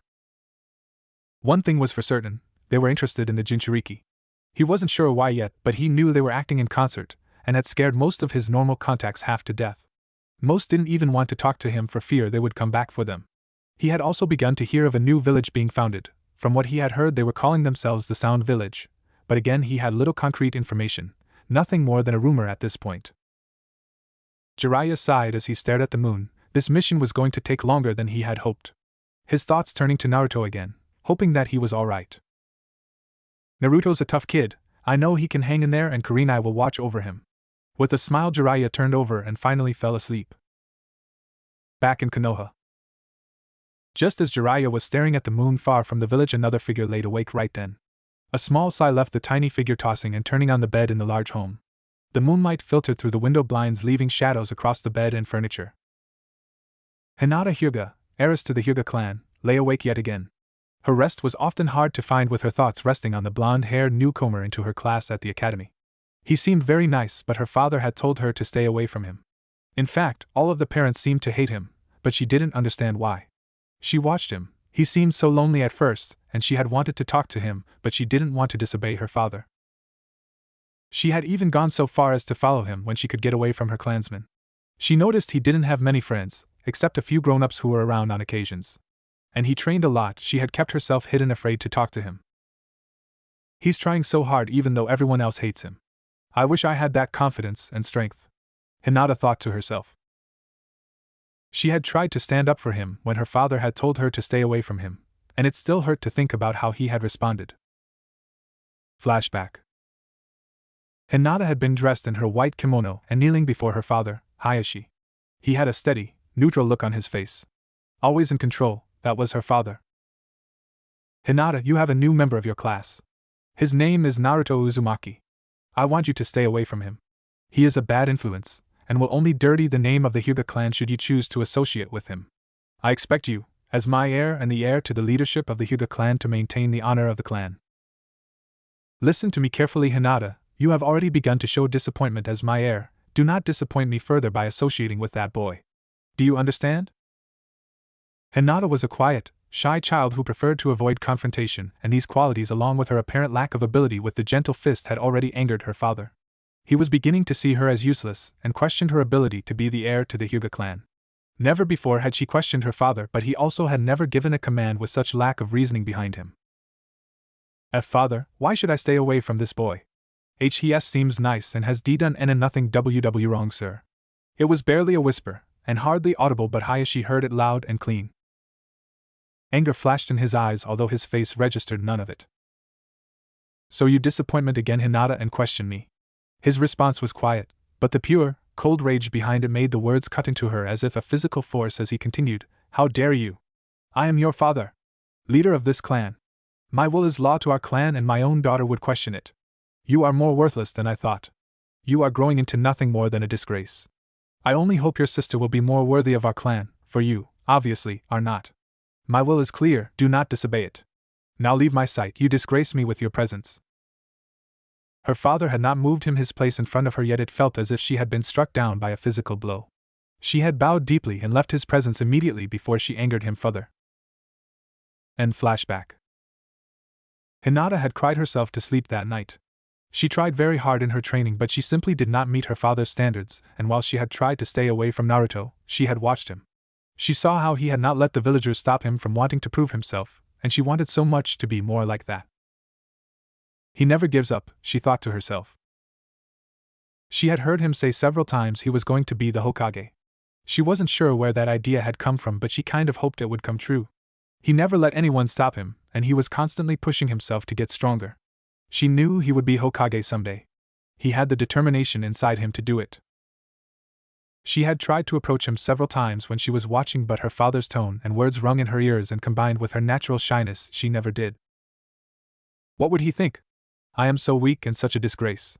I just wish he'd be my friend, Hinata thought to herself, turning over again in her bed. Hinata turned over on her side, and a single tear fell from her face as she thought how strong Naruto had to be to continue on with a smile, even against the anger and hate of the village. She finally fell into an unhappy sleep. That afternoon the following day, Naruto had begun to use the practice field set aside for his age group and under Irika-sensei and Kurenai's instruction learned how to properly use kunai knives and other ninja equipment. His skill was getting better every day, although he still had trouble with his chakra control.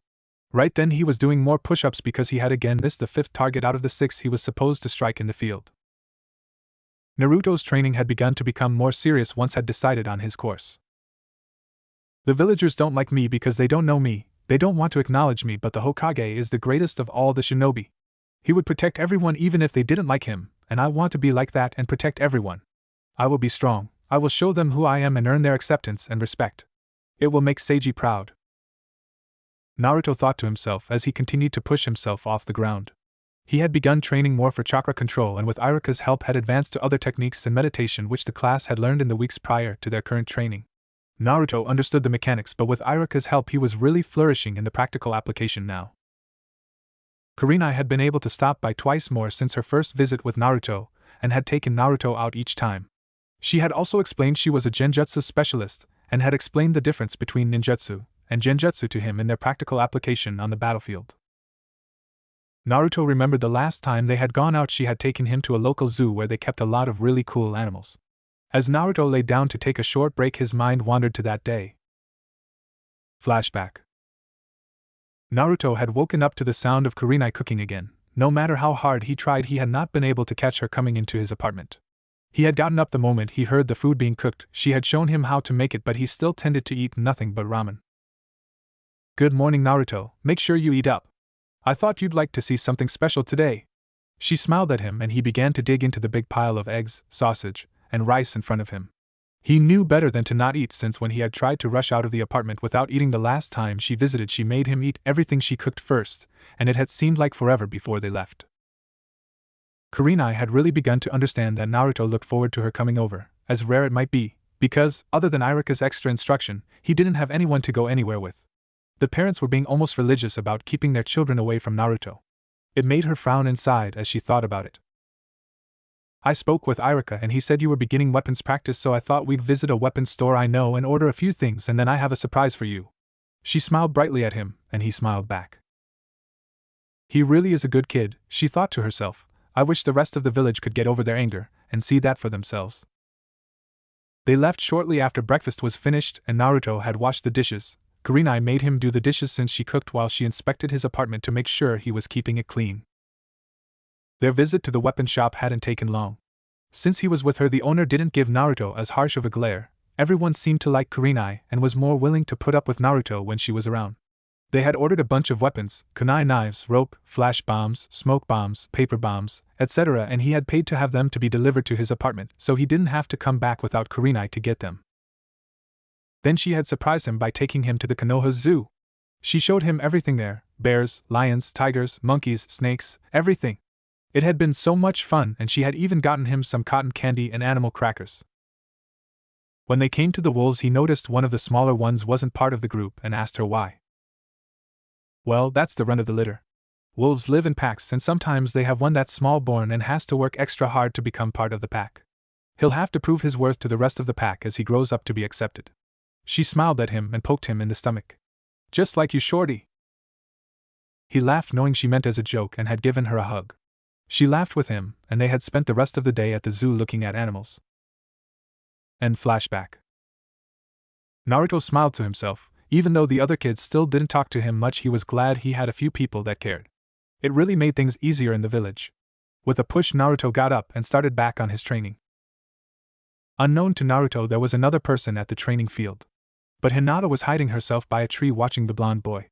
She wasn't sure why, but she always was so inspired by him when she watched. He had been at it for hours, working so hard, and she wanted so much to say hello. Come on, I can do it, I can say hi. She thought to herself, but while she might tell herself she could do it, her body just wouldn't move. It was started to draw into later afternoon, and she knew her father would want to see her before it got later for her own training. She took a step back and heard a loud crack, as her foot broke a branch. In truth, the noise hadn't been that great, but to the young kunoichi he was as if someone had set off a bomb and her entire body froze. Hello? Is someone there? Naruto called out. He had clearly heard the noise and was moving to investigate, thinking Irika had come out to watch him. Hinata was frozen, her body wouldn't move. She wanted so much to run away right that moment but didn't seem to be able to. Her thoughts were going so quickly and in such a jumble she was having trouble sorting through them. How could I be so stupid? He's going to see me and know I've been watching him. He'll hate me. Think I am weird. Oh God, oh God, oh God, he's coming. Naruto pushed aside a tree branch and was startled to find a girl his age standing there looking as if she was frightened to near death. He stared at her. She had dark hair, black really with some highlights of purple, and her eyes were lilac. Her clothes were the traditional black ninja garb with a light coat over it. Hinata suddenly felt as if she had regained control of her body, and bowed her head before speaking. I am Hinata Hyuga. She continued to stammer apologizes about watching him, but most of it came out in unintelligible mass. Naruto simply stared at the girl and then smiled. Hi. I'm Naruto Uzumaki. It's nice to meet you. Will she be my friend? He thought to himself. Hinata raised her head and smiled slightly. She placed her fingers together and interlaced them with the front two poking each other. She was really not sure what to do now. She felt she had been caught and was guilty, and her face was heating up and she knew he could see it. You look kinda red, are you okay? Naruto asked worriedly. Why yes I am. Hinata's voice was barely an audible squeak as she tried so hard not to faint. Naruto looked at the girl in front of him, and with a bright smile to her he asked the question he had wanted to ask someone in his class for over 6 months now. Would you, like to be my friend Hinata? Naruto tried to act casual with the question, but his entire heart was caught up in the question. This was the first person he had met from his class, and yeah, she was a bit odd, but maybe she wanted to be his friend. She's kinda weird but cute. I hope she wants to be my friend, he thought.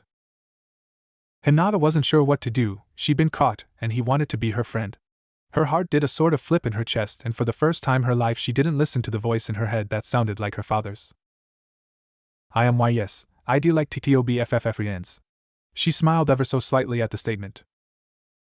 Naruto jumped in the air and cheered. A bit of an overreaction perhaps, but he was so happy to have a friend from his class at the academy.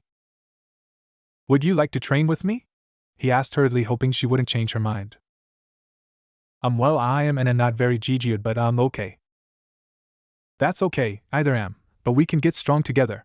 His clear excitement and happiness helped ease Hinata a little until she remembered she needed to be home very soon and wasn't all sure she would make it on time. And I need to go home ththoof. She looked down at the ground as she spoke, hoping she didn't just ruin everything.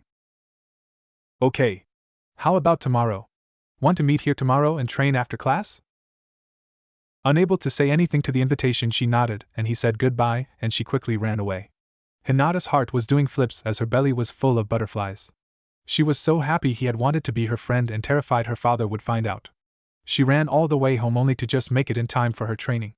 Hayashi admonished her for nearly being late and again called her useless and a disappointment, but this time a small part of Hinata was able to weather it, clinging to the thought that Naruto was her friend, and for some reason she couldn't understand, it helped. Up in a tree over the training area. A soft chuckle which the two young children couldn't hear whispered through the leaves as a third presence had watched the scene unfold. Naruto had left the training area shortly after Hinata, and a figure jumped down, picking up the broken branch that had given away Hinata's presence. The figure took off a small piece of paper containing a short-lived entrapment jutsu on it and let the paper burn before throwing the two ends of the stick far from each other. It's about time that happened, the voice said softly before disappearing. The next morning. The day couldn't come quick enough for Naruto. He had hardly been able to sleep, he was so excited. I have a friend, Naruto thought to himself for the 1000th time. He couldn't help from smiling as he got up early to make his breakfast, ramen as usual, and downed it almost before it was actually cooked.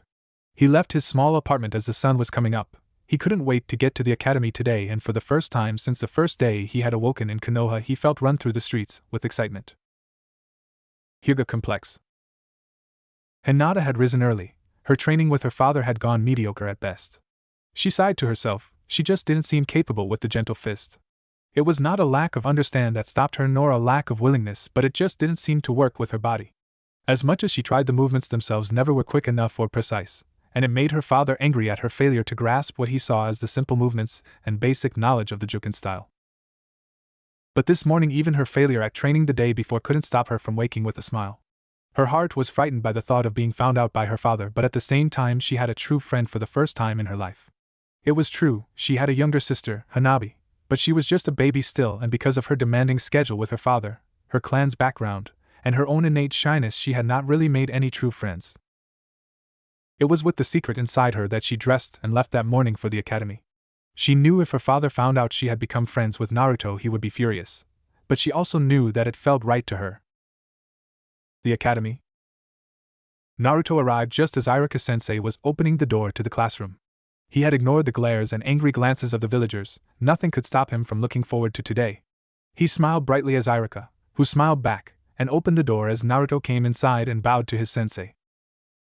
That's odd. Naruto likes to get here early sometimes to avoid meeting the villagers in the morning, but he seems truly happy today, Iruka thought to himself, but did not press on it. If the boy was happy, then he was glad for whatever reason was behind it. He did make a mental note to watch for a cause for the happiness though. How are you today, Naruto? I heard your weapons training has been going well. Did those new practice exercises help? Iruka asked him.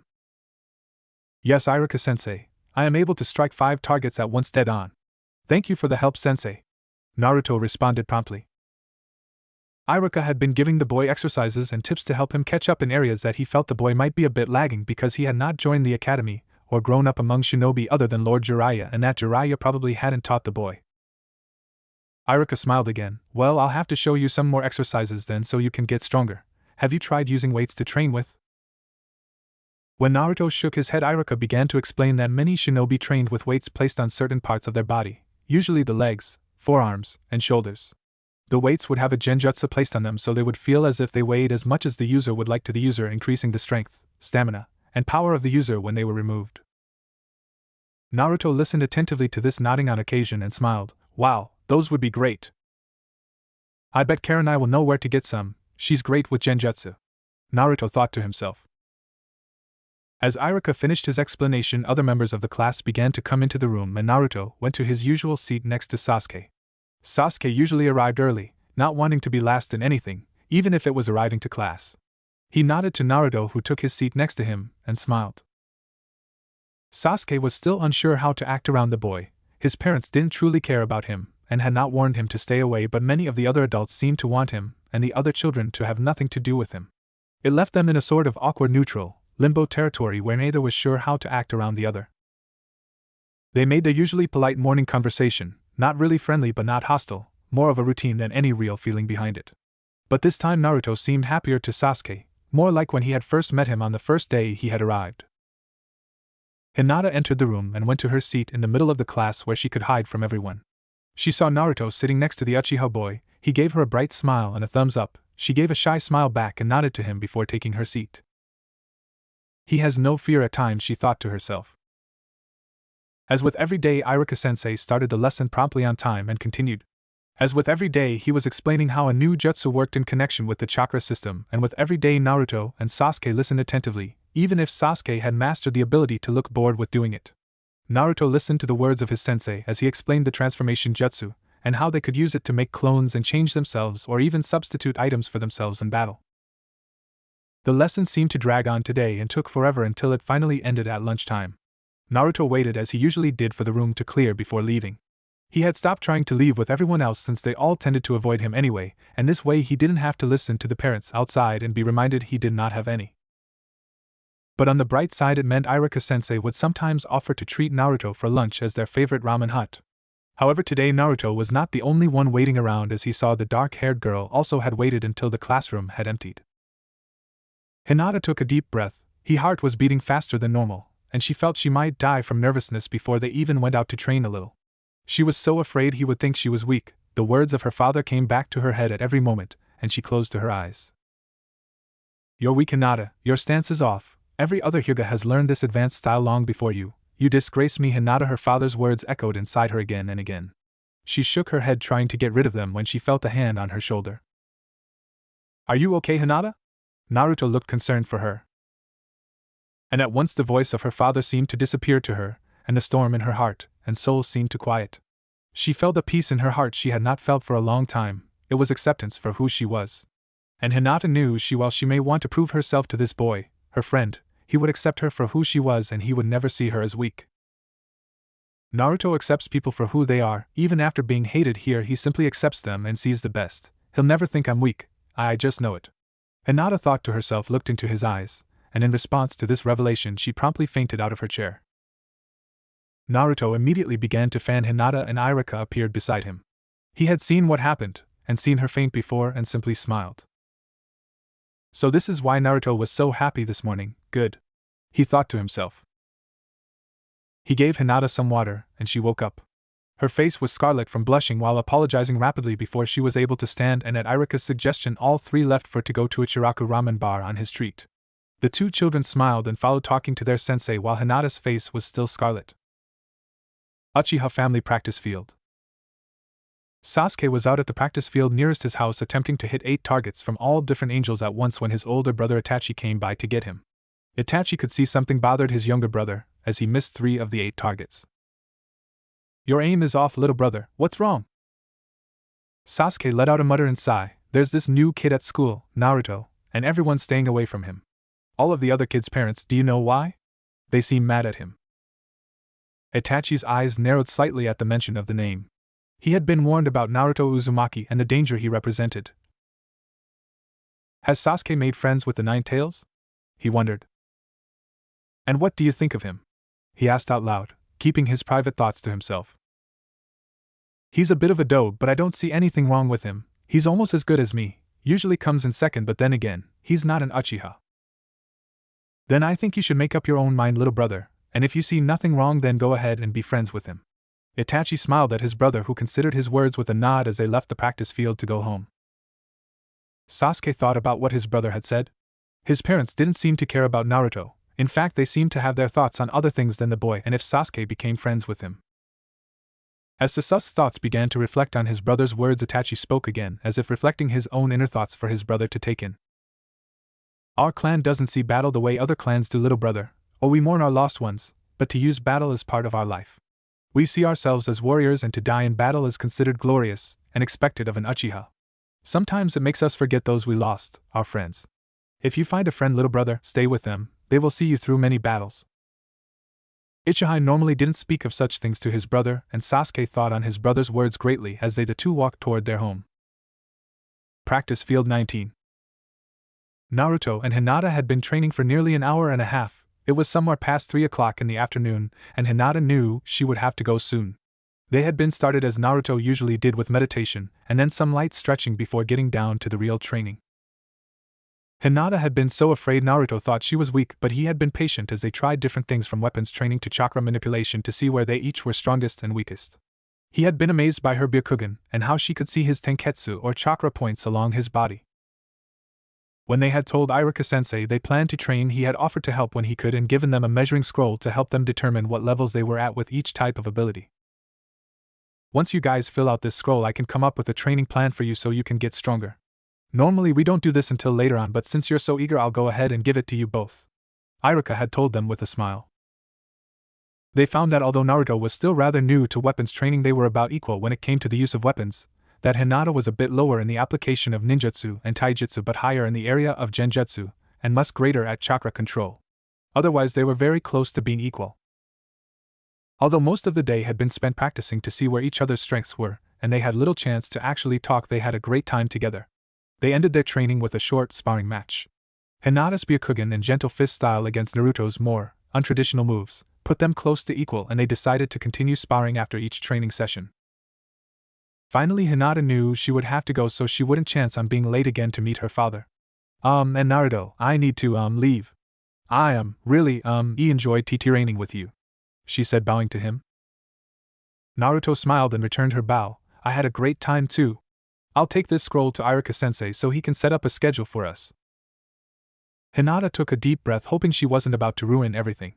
And Naruto, and my father, he doesn't like you. Sealed we maybe, keep this a, secret?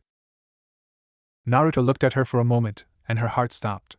Then he smiled softly at her. Of course, Hinata, I'm not well liked here, but I will one day, you can count on it. I am going to prove to everyone in the village who I am. One day, I am going to be Hokage. Does this time for you normally, or should we pick another time? She shook her head. No, this time works, fine. You'll make a great Hokage, Naruto, she thought to herself. Naruto smiled again at her. She's going against her father to be my friend. Wow, she's so awesome! The thought went through his head. Hinata's shy smile returned his bright one, and they agreed to continue to meet after class and train together in the practice fields further away from the village so no one would find out they were training together. Hyuga Complex. Hinata was early, as usual, for her training with her father. He was sitting there waiting for her as normal. He rose and nodded to her as she stretched and prepared for the training. Hayashi came at his daughter, his Byakugan activated, and Hinata barely had time to activate her own Byakugan before she dodged a vicious strike to her chest. She dodged another strike to her side and a roundhouse to her head. She wanted so much to fight back but found she could find no opening in her father's attack and defense. Hayashi once again saw his daughter caught on the defensive. She was always on the defensive. How could she protect the clan if she was always on the defensive and avoiding confrontation? Damn it, Hinata, don't you understand? You have got to fight me. Damn it, girl, stop being so weak, Hayashi thought to himself.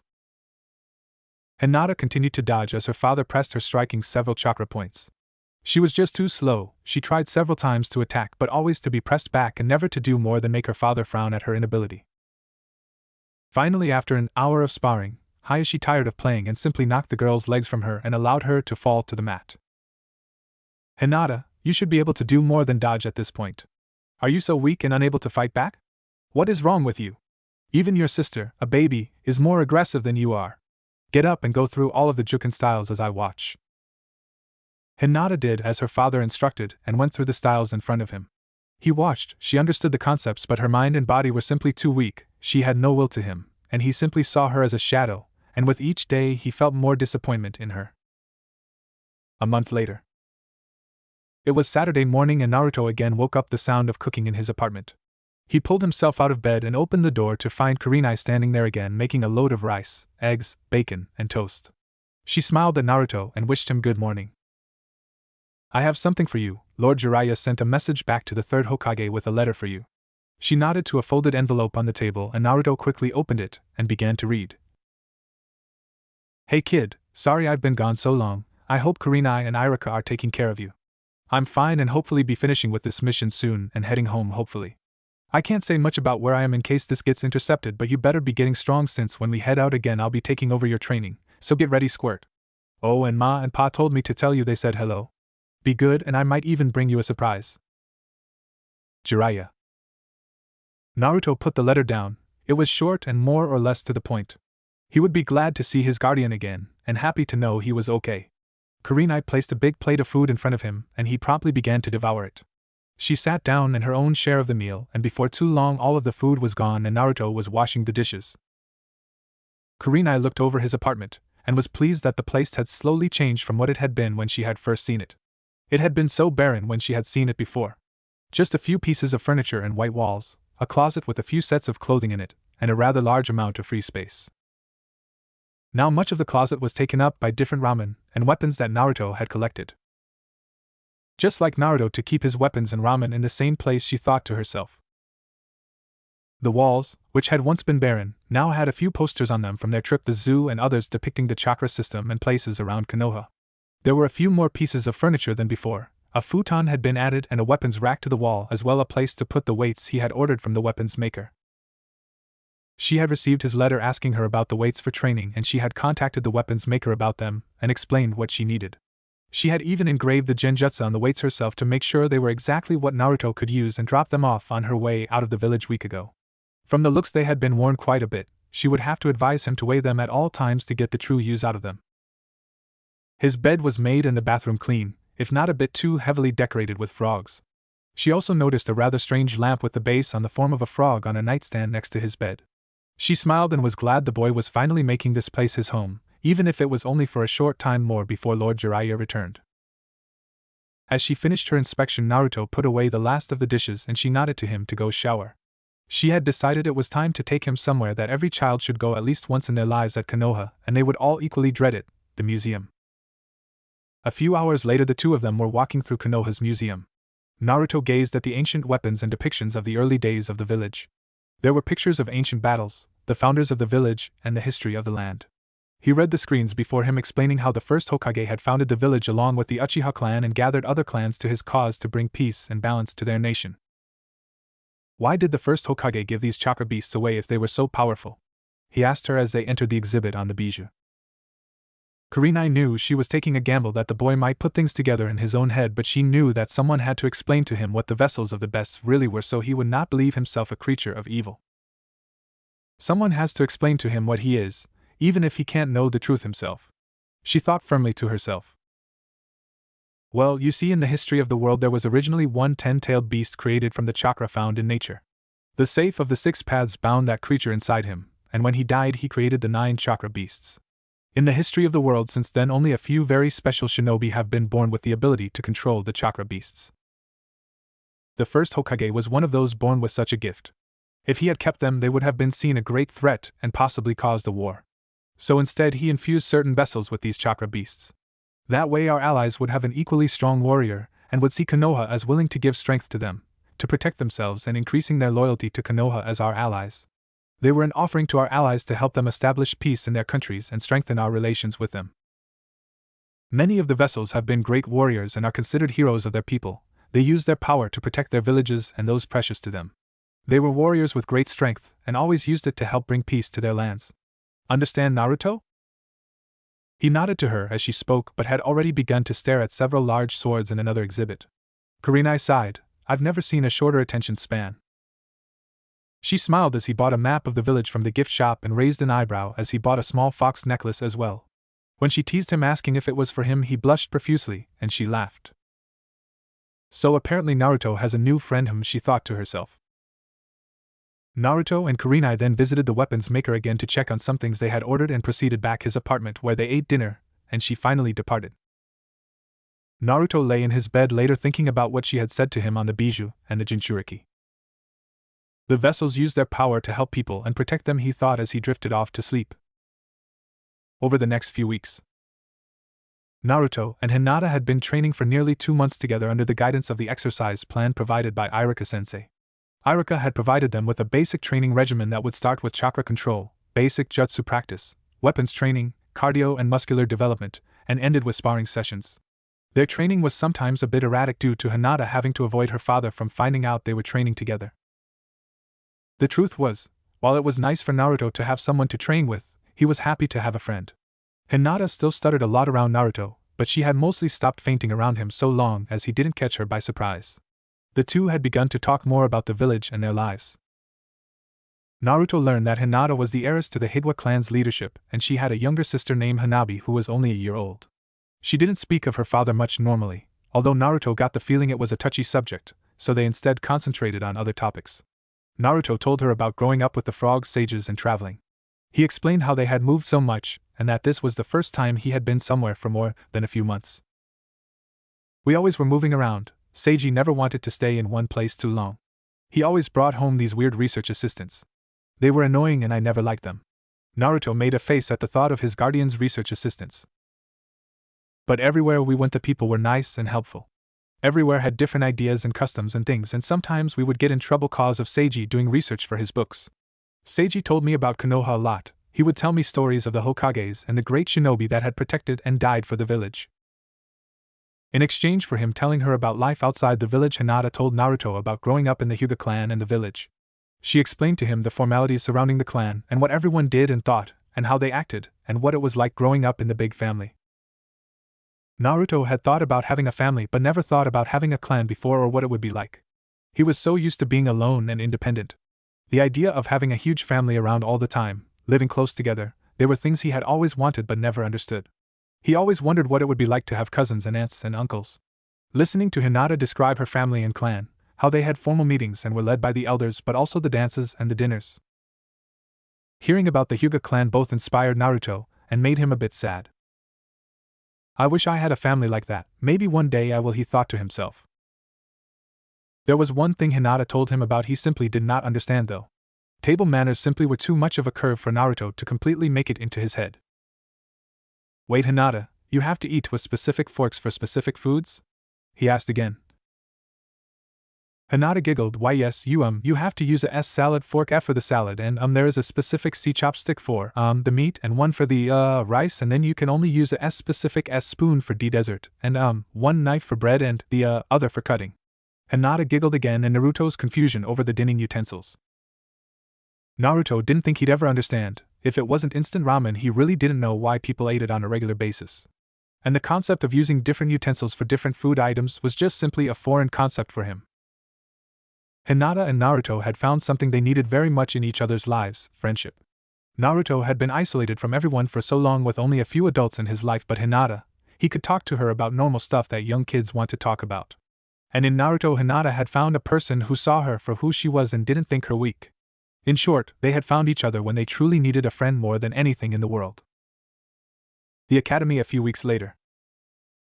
It was a few weeks later when Sasuke was sitting at his usual spot in the classroom. He was first to class, like always. He had thought about what his brother had told him. Make up my own mind about Naruto, huh? Sasuke had decided to do just that.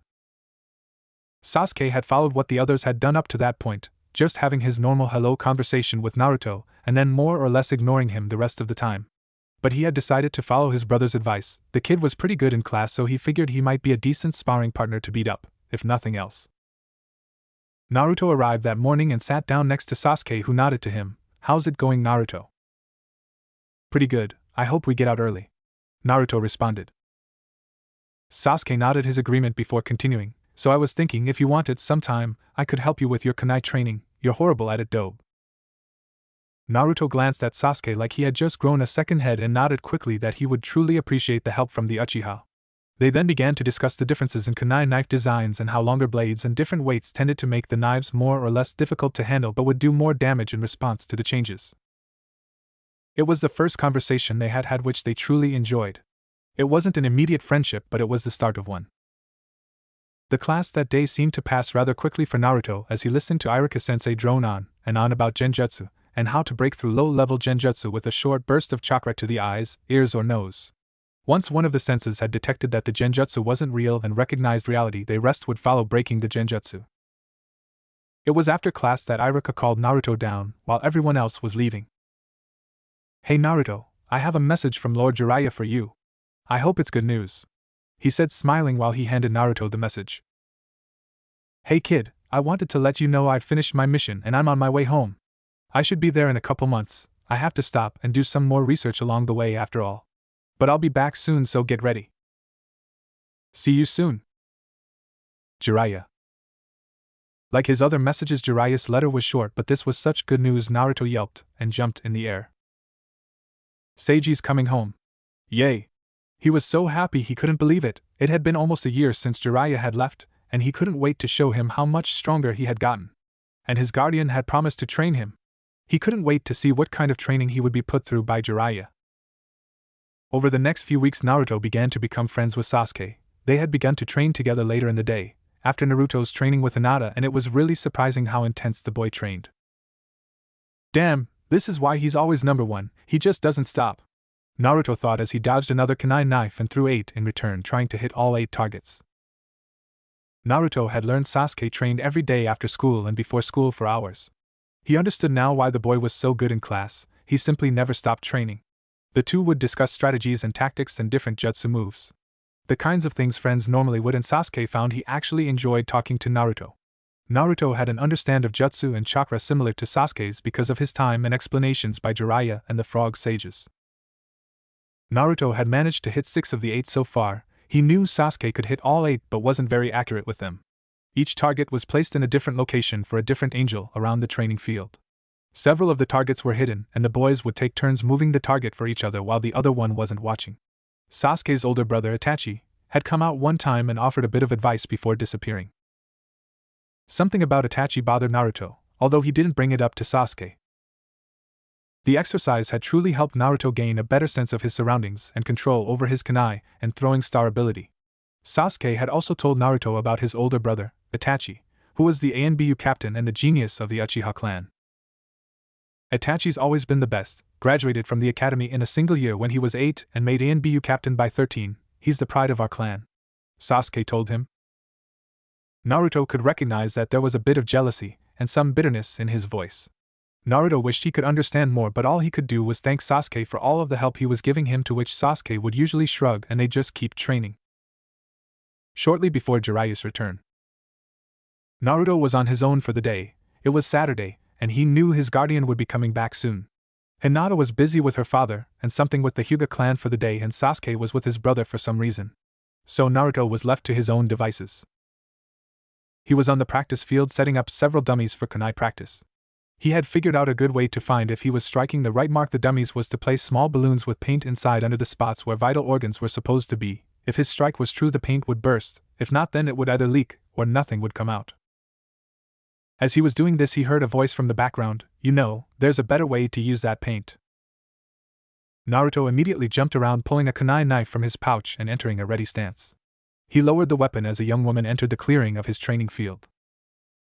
Her hair was dark and tied into a bushy braid behind her. It was also short and a bit spiky. She wore an overcoat with tan shorts and a black shirt with fishnet male leggings under her shorts going down her legs. Her face had a grin on it as she walked into the clearing. She looked around at the target dummies and the many paint balloons Naruto had already made. "You know, there are a lot more interesting things to do with those paint balloons and then use them for training, right?" Naruto shook his head. What you talking about?" "Those paint balloons would look so much better on dropped on some villagers I happen to know of." "How about it, kid?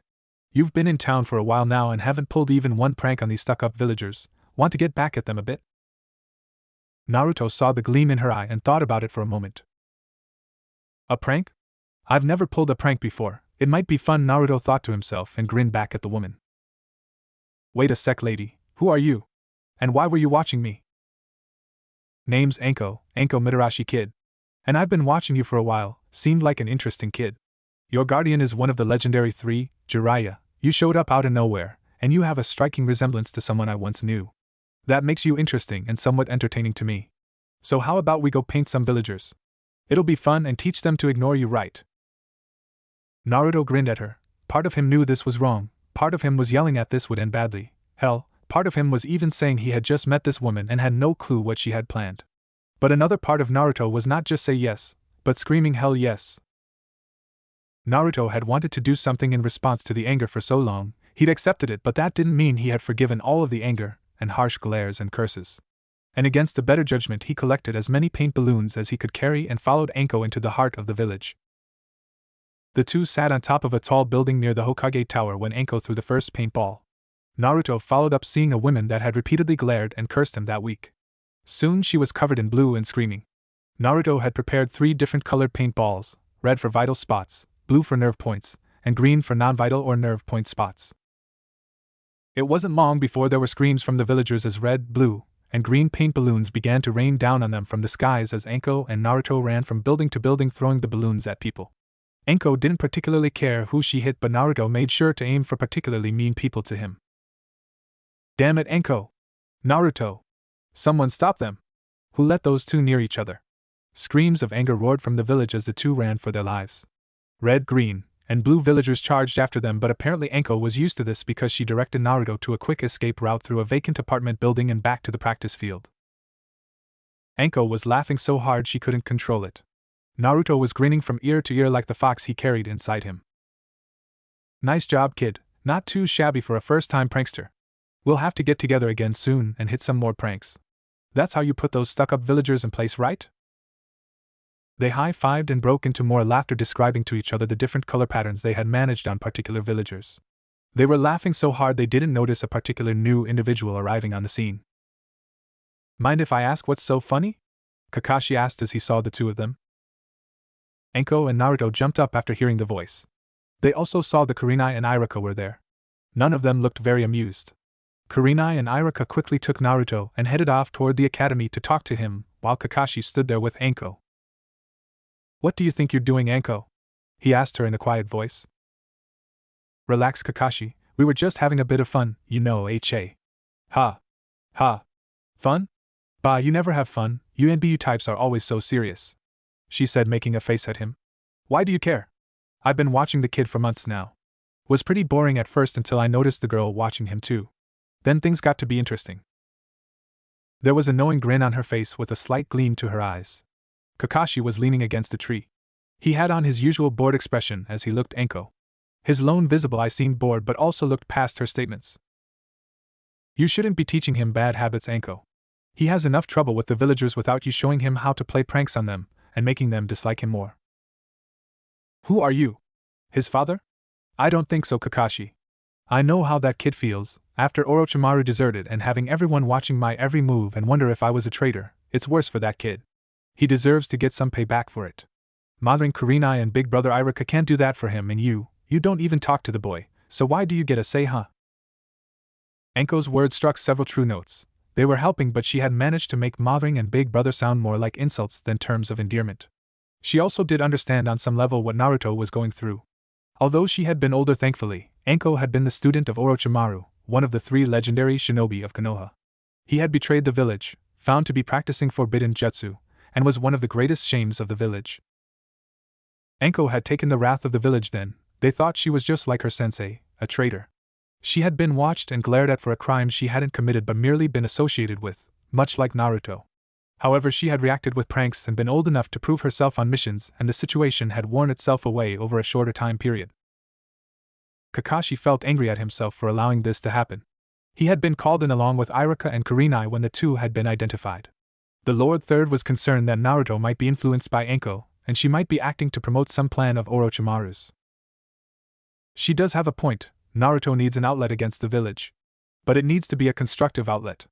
Maybe I could have helped more if I hadn't stayed away. Did I make a mistake? Kakashi thought to himself.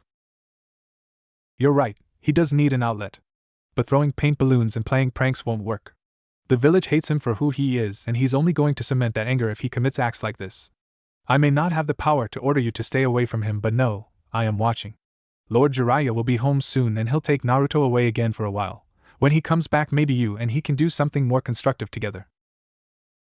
Anko laughed at the veiled threat by Kakashi. She wasn't afraid of the man, although she respected his ability. Kakashi Hatake, the copy ninja. I know who his father is as well, Kakashi. Most of the village hasn't put 2 and 2 together, but I have. I remember Minato as much as you do. Too bad he picked that witch Kushina. But that child, his son, should have his chance for some vengeance, and a little prank or 2 won't hurt the village. Minato wouldn't want his son to be brought up as some training robot. He was full of life, and so should Naruto be. Maybe you need to take more active approach and help him throw some paint balloons rather than threatening the people who are. Kakashi glared at her, making his point. If you hurt that boy, I will be there to stop you. And I'll be there if you ever want to throw some paint, Kakashi. Anko laughed again as Kakashi left the scene. Anko did indeed know that Naruto was the son of Minato, the 4th Hokage. She understood the boy, she felt, better than most and wanted to help him. Undeterred by the presence, and more than veiled threat of Kakashi, she laughed, and disappeared to plan some future pranks for when the kid got back. At the academy. Naruto, do you want to explain what happened? Iruka-sensei asked him. Iruka and Kurenai had been summoned to the 3rd Hokage along with Kakashi when it was determined that Naruto and Anko were the ones dousing the village with paint. Flashback. The 3rd Hokage took a puff of his signature pipe and looked at the 3 people in front of him. He had just received a report telling him that Naruto Uzumaki and Anko Mitarashi were throwing paint balloons on villagers, and from the looks of it, they had a large number of them. Apparently Anko has found her way to Naruto, not too surprising.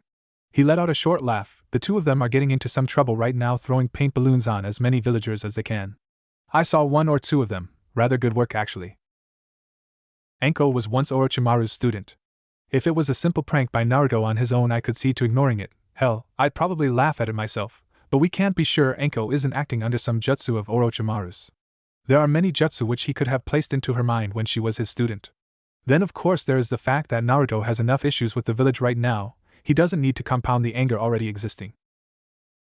Iruka looked at the Lord Third before speaking the question he knew they all were wondering.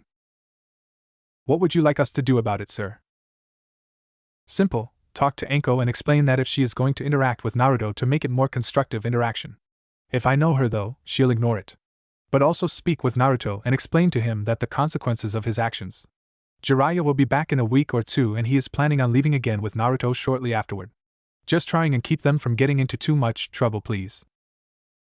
The 3rd Hokage smiled as they left. Truth be told, he didn't care that the villagers had gotten splattered with paint, and he didn't truly believe that Anko was under the influence of Orochimaru. He had made sure to check her thoroughly himself before allowing her to resume active duty with Konoha. But there was no point taking chances when it had to deal with the 9-tailed fox and Minato's son. End flashback. Naruto nodded to the 2 adults. He had disappointed them, and he knew it. Kurenai and Iruka were the 2 people Naruto would do anything to not disappoint in the world, well, aside from Jiraiya. I dunno, I guess I wanted a bit of payback. They're always angry with me, glaring and cursing, and well, Enko said no one would get hurt, and I could get them back for that. I thought it sounded like fun, Naruto said as his hands went behind his head. Kurenai spoke next. No one was hurt thankfully, but Naruto, you have to understand that acts like this are just going to make people angry at you and make things worse. You don't want to ruin all the hard work you've done so far because of one jaunt to throw some balloons, right? Naruto shook his head. He hadn't thought of that before. He wasn't sure what to say. It had been a lot of fun and felt good to get some payback on the village for their actions towards him. I understand you might want some revenge for the way they've treated you, Naruto, Iruka told him, but honestly, do you want to let your revenge possibly hurt people? It's a dangerous path to follow. You shouldn't just forgive them, but prove them wrong the way you have been, with hard work. Earn the respect like you always say you will. He smiled at his student and Kurenai joined in. They weren't mad and they understood, but they also wanted him to understand the lesson from the day. That night, Naruto heard someone peck at his window. He opened it to find Enko standing outside. Hey kid, sorry about the lecture you probably got today. Naruto was a bit subdued and remained quiet. She grinned at him. Well, next time, we just will have to be trickier and not get caught, huh? She grinned at him and saw his lips move into a slight grin back. She winked and disappeared into the night. Far off from sight, Kakashi saw and heard the exchange. Kakashi sighed to himself. Well, he is Minato's son, I guess I should have expected him to be a bit of a prankster, just like his dad. Outside the gate a week later, Jiraiya took a breath of air as he walked through the gateway and entered Konoha for the first time in nearly a year. He smiled at the crowds. It always felt good to come home after being gone for so long. He set his sights on the Hokage Tower and proceeded to head straight there. Report to the Hokage first, and then pick up Naruto at the academy. He thought to himself. He had been surprised by how much he'd missed the little kid. He'll be closing in on 6 years old now, he thought. Jiraiya had missed Naruto's constant presence more than he expected while he had been away. He had gotten used to the kid in his daily life, and not having him there had made things feel rather too quiet. Jiraiya had always been a more solitary person and enjoyed his travels greatly, but now he had adjusted to having the kid around and become accustomed to his constant presence. It wasn't long before Jiraiya was standing before Lord Hiruzen Sarutobi, the third Hokage. The Hokage had his pipe in his mouth with a small amount of smoke coming from it. He wore his formal Hokage robes minus his hat as he stared at his student. His fingers were interlaced before him as he leaned his elbows on the large desk in front of him. Jiraiya was giving a brief report to his sensei on the activities he had discovered. Well, from what I found, the group calls itself the Akatsuki. They wear black cloaks with a red cloud pattern on them. They are comprised of a handful of S-ranked rogue shinobi criminals. My guess would be no more than 5 members right now, perhaps as few as 3. Not many right now, and they haven't done anything, but they are having dealings with Orochimaru. I wasn't able to determine for certain, but I believe he may be a member of the organization. Also, they had taken a deep interest in the Jinchuriki hosts, not just Naruto but all of them. They seem to want them for some reason and have been particularly researching how to seal or unseal them. I am not sure what purpose they would use that information for, but if they were able to somehow harness the kind of power available from all 9 of the beasts, it would be monstrous. I have my contacts listening for more information on their movements. I wasn't able to catch up with any of their members directly. I think someone tipped them off that I was on their trail and they kept avoiding me. They're well organized and very good. I have more detailed information in the folder here. They are highly dangerous and should probably be watched closely. Oh, and on another note, it appears the rumor I initially heard is turning out to be true. There is someone recruiting to found a new shinobi village called the Village Hidden in the Sound. I didn't find anyone from the village directly, but I did manage to make contact with several shinobi who had been approached and sought as possible recruits. They only said that the recruiters had wanted them to join their new village, but gave little as to the location or purpose of the village. Jiraiya finished his brief report to the Hokage and laid down a thick folder filled with much more detailed information on the subjects of Orochimaru, the Akatsuki, and the Sound Village. The third Hokage had listened intently to his student's report, nodding at times. He picked up the folder and began to go through its contents. What are your plans now that you're back? The Hokage asked.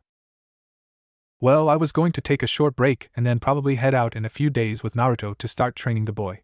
With this new information that the Akatsuki are interested in the Jinchuriki host, I think it's best if I took over his training from the academy personally. While I had thought about staying for a while and letting him learn at the academy, I believe he's going to need more rigorous training to prepare him if they decide to come after him. Besides, I figure he's probably about ready for me to take him under my thumb anyway.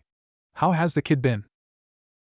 The third Hokage explained the reports he had gotten that Naruto was very intelligent, sharp, had an incredible amount of stamina and chakra and impressive healing ability, most likely because of the nine tails inside him, and while perhaps not as natural a talent as others that had been seen, he showed a lot of promise. The third Hokage explained the instance with Enko and also how Iruka and Kurenai had been taking care of the boy when they could. At the thought of his godson throwing pink balloons on the villagers, Jiraiya threw back his head and laughed. Ha ha ha ha ha. Ho ho. That's great. How many did he manage to hit? Jiraiya had fallen down on the floor with laughter at the thought of Naruto tossing pink balloons on Hayashi Hyuga. With a slight cough to regain his former pupil's attention, the third Hokage continued to explain how he had requested Enko to provide more constructive means of interacting with Naruto. Jiraiya just grinned at him. He understood the reason for wanting Naruto to avoid thoughts of revenge, but he still thought the entire event was hilarious. That's Minato's kid for sure, pulling pranks already. I guess I'll have to keep on my toes in case he decides to try something on me from now on, Jiraiya thought to himself. After getting a report that Naruto was okay and doing well and answering any questions the Hokage may have had for him, Jiraiya took his leave of the tower and headed toward the academy.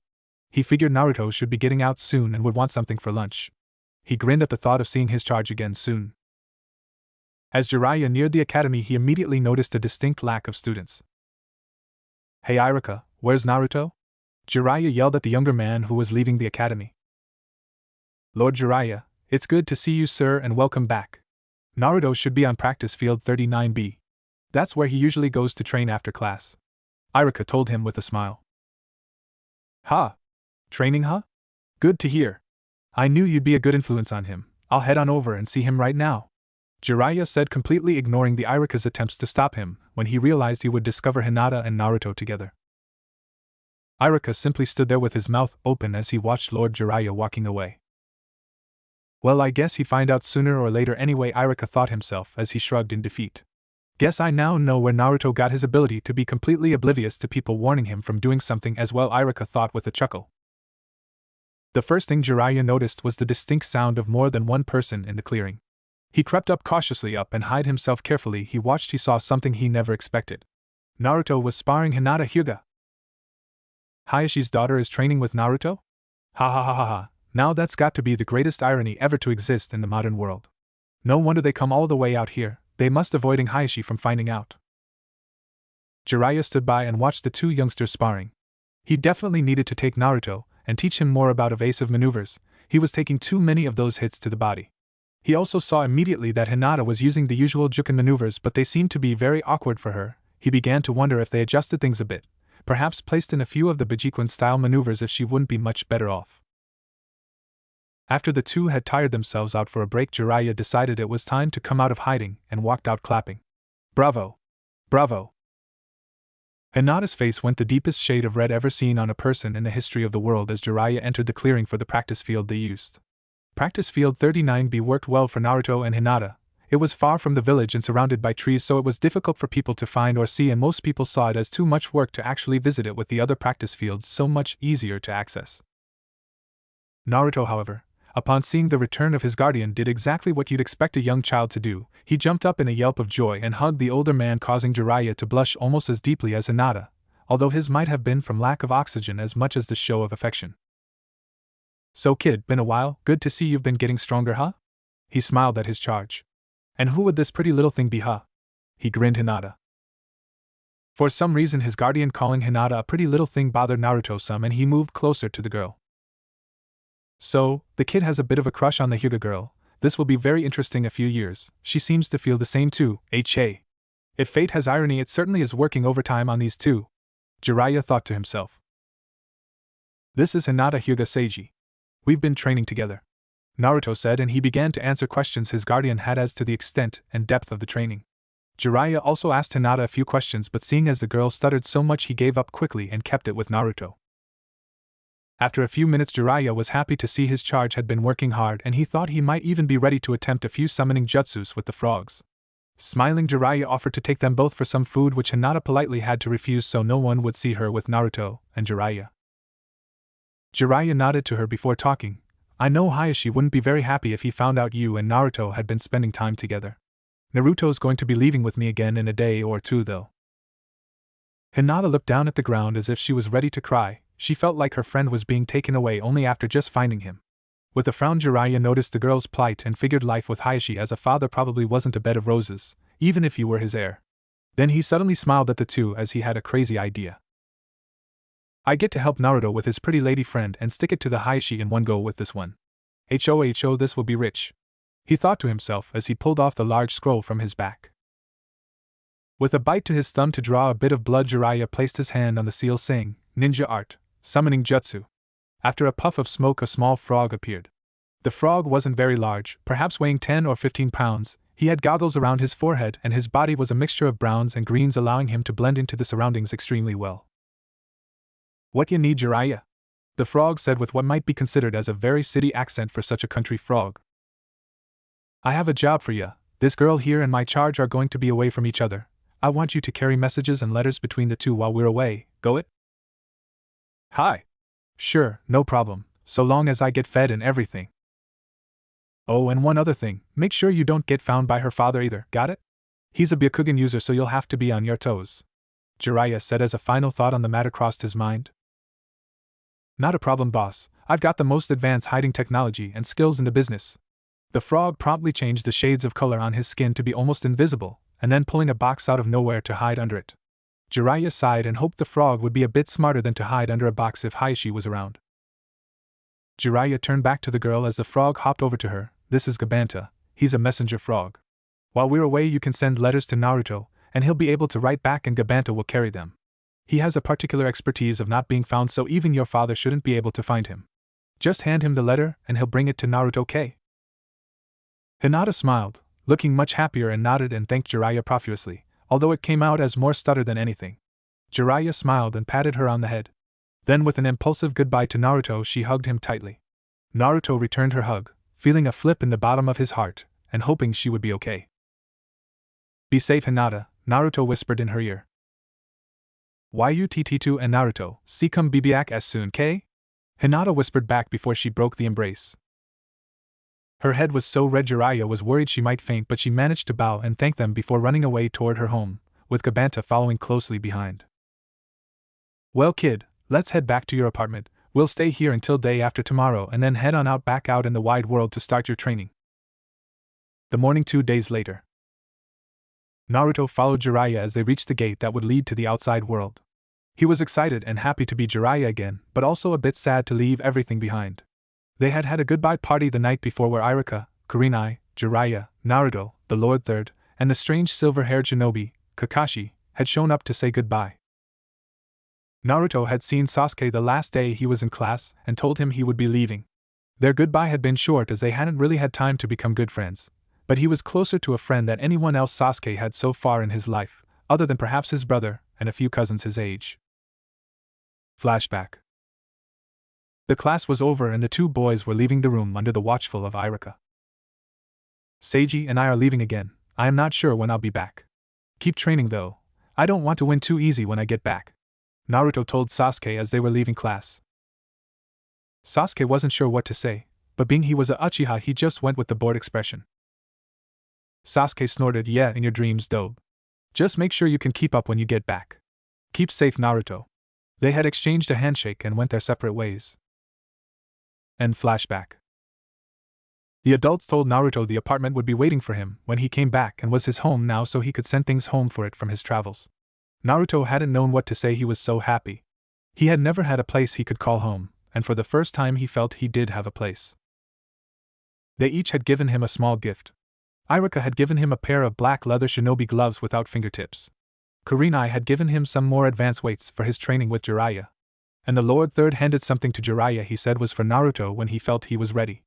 Naruto puzzled at it but was only told it was a gift for him when his guardian felt he was prepared for it. Naruto had looked around at the people around him and hugged them each as they left. Even the old man, as Naruto had come to call the third Hokage, got his hug before he left. They had each given him some advice too before he left. Flashback. The three had come up to him at different times and in different manners. Kurenai had smiled at him and given him a hug and looked at him in the eye before reminding him to make sure to eat something other than ramen and remember to watch for genjutsu. She then smiled at him again, reminding him to be good and hugging him one last time. Be good and I'll be expecting you to be first in your class when you get back, Kay? Iruka had told him. He always made sure to remind him of school and ruffled Naruto's hair like an older brother would. But the third Hokage had left him the most cryptic message. He had looked at Naruto with a rather serious expression on his old and lined face. Naruto, my boy, you have a great journey ahead of you. We'll be waiting for you to come back strong. I know you want to be Hokage someday. Sometimes, to achieve your goal, you have to take the hard path. Don't waver when things are dark or hard. I have faith in you, and when times are hard, you'll show every villager your strength. It's inside you and in your blood. Naruto wasn't sure what the Lord Third had been talking about. After all, Jiraiya would take care of anything, right? So he had shrugged and hugged the old man and promised never to take the easy path. End flashback. Naruto was a bit sad as he turned to look at the mountain one last time before they left the gate. He had come to enjoy his time in Konoha. Even though he knew he was coming back, he did have one thing on his mind. I kind of wish I could have seen Hinata one last time, Naruto thought to himself. He was glad that they would be able to write letters, but he knew he was going to miss talking to her. She was a quiet girl, and she stuttered and fainted a lot, but she was his friend, and he truly enjoyed her company.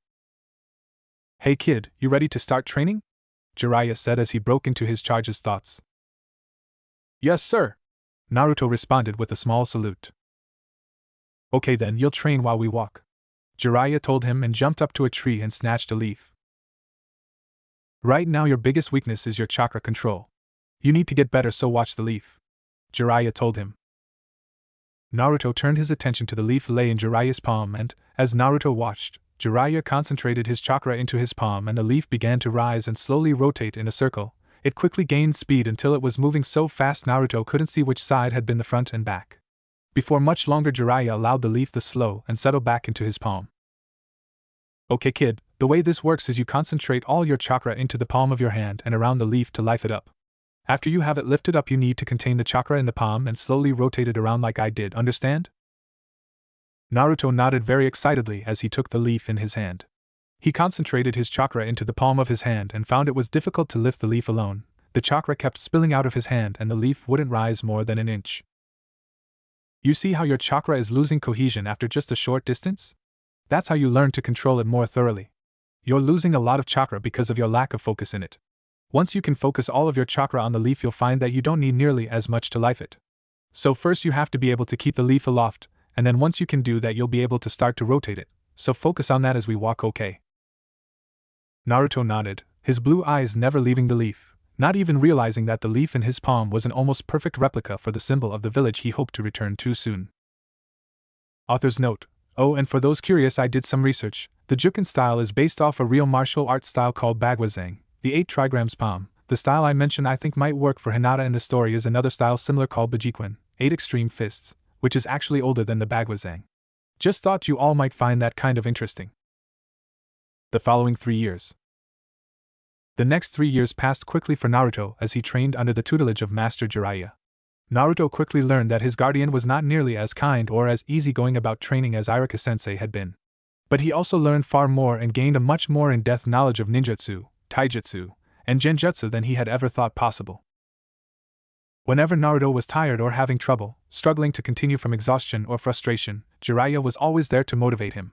He always seemed to know what to say, even if it wasn't necessarily the nicest thing. Naruto, you can do this, I know you can, his guardian would tell him. I wouldn't push you so hard if I didn't believe in you, he would respond to his struggles. And at the worst times, when he felt he simply couldn't go on, he would remind him of Iruka, of Kurenai and Hinata. When the time comes, will you be able to protect them, Naruto? If you give up now, you won't be strong enough to protect yourself, let alone them. Do not give up for their sakes. One day you will be thankful for the hardships endured now. Now get up, kid!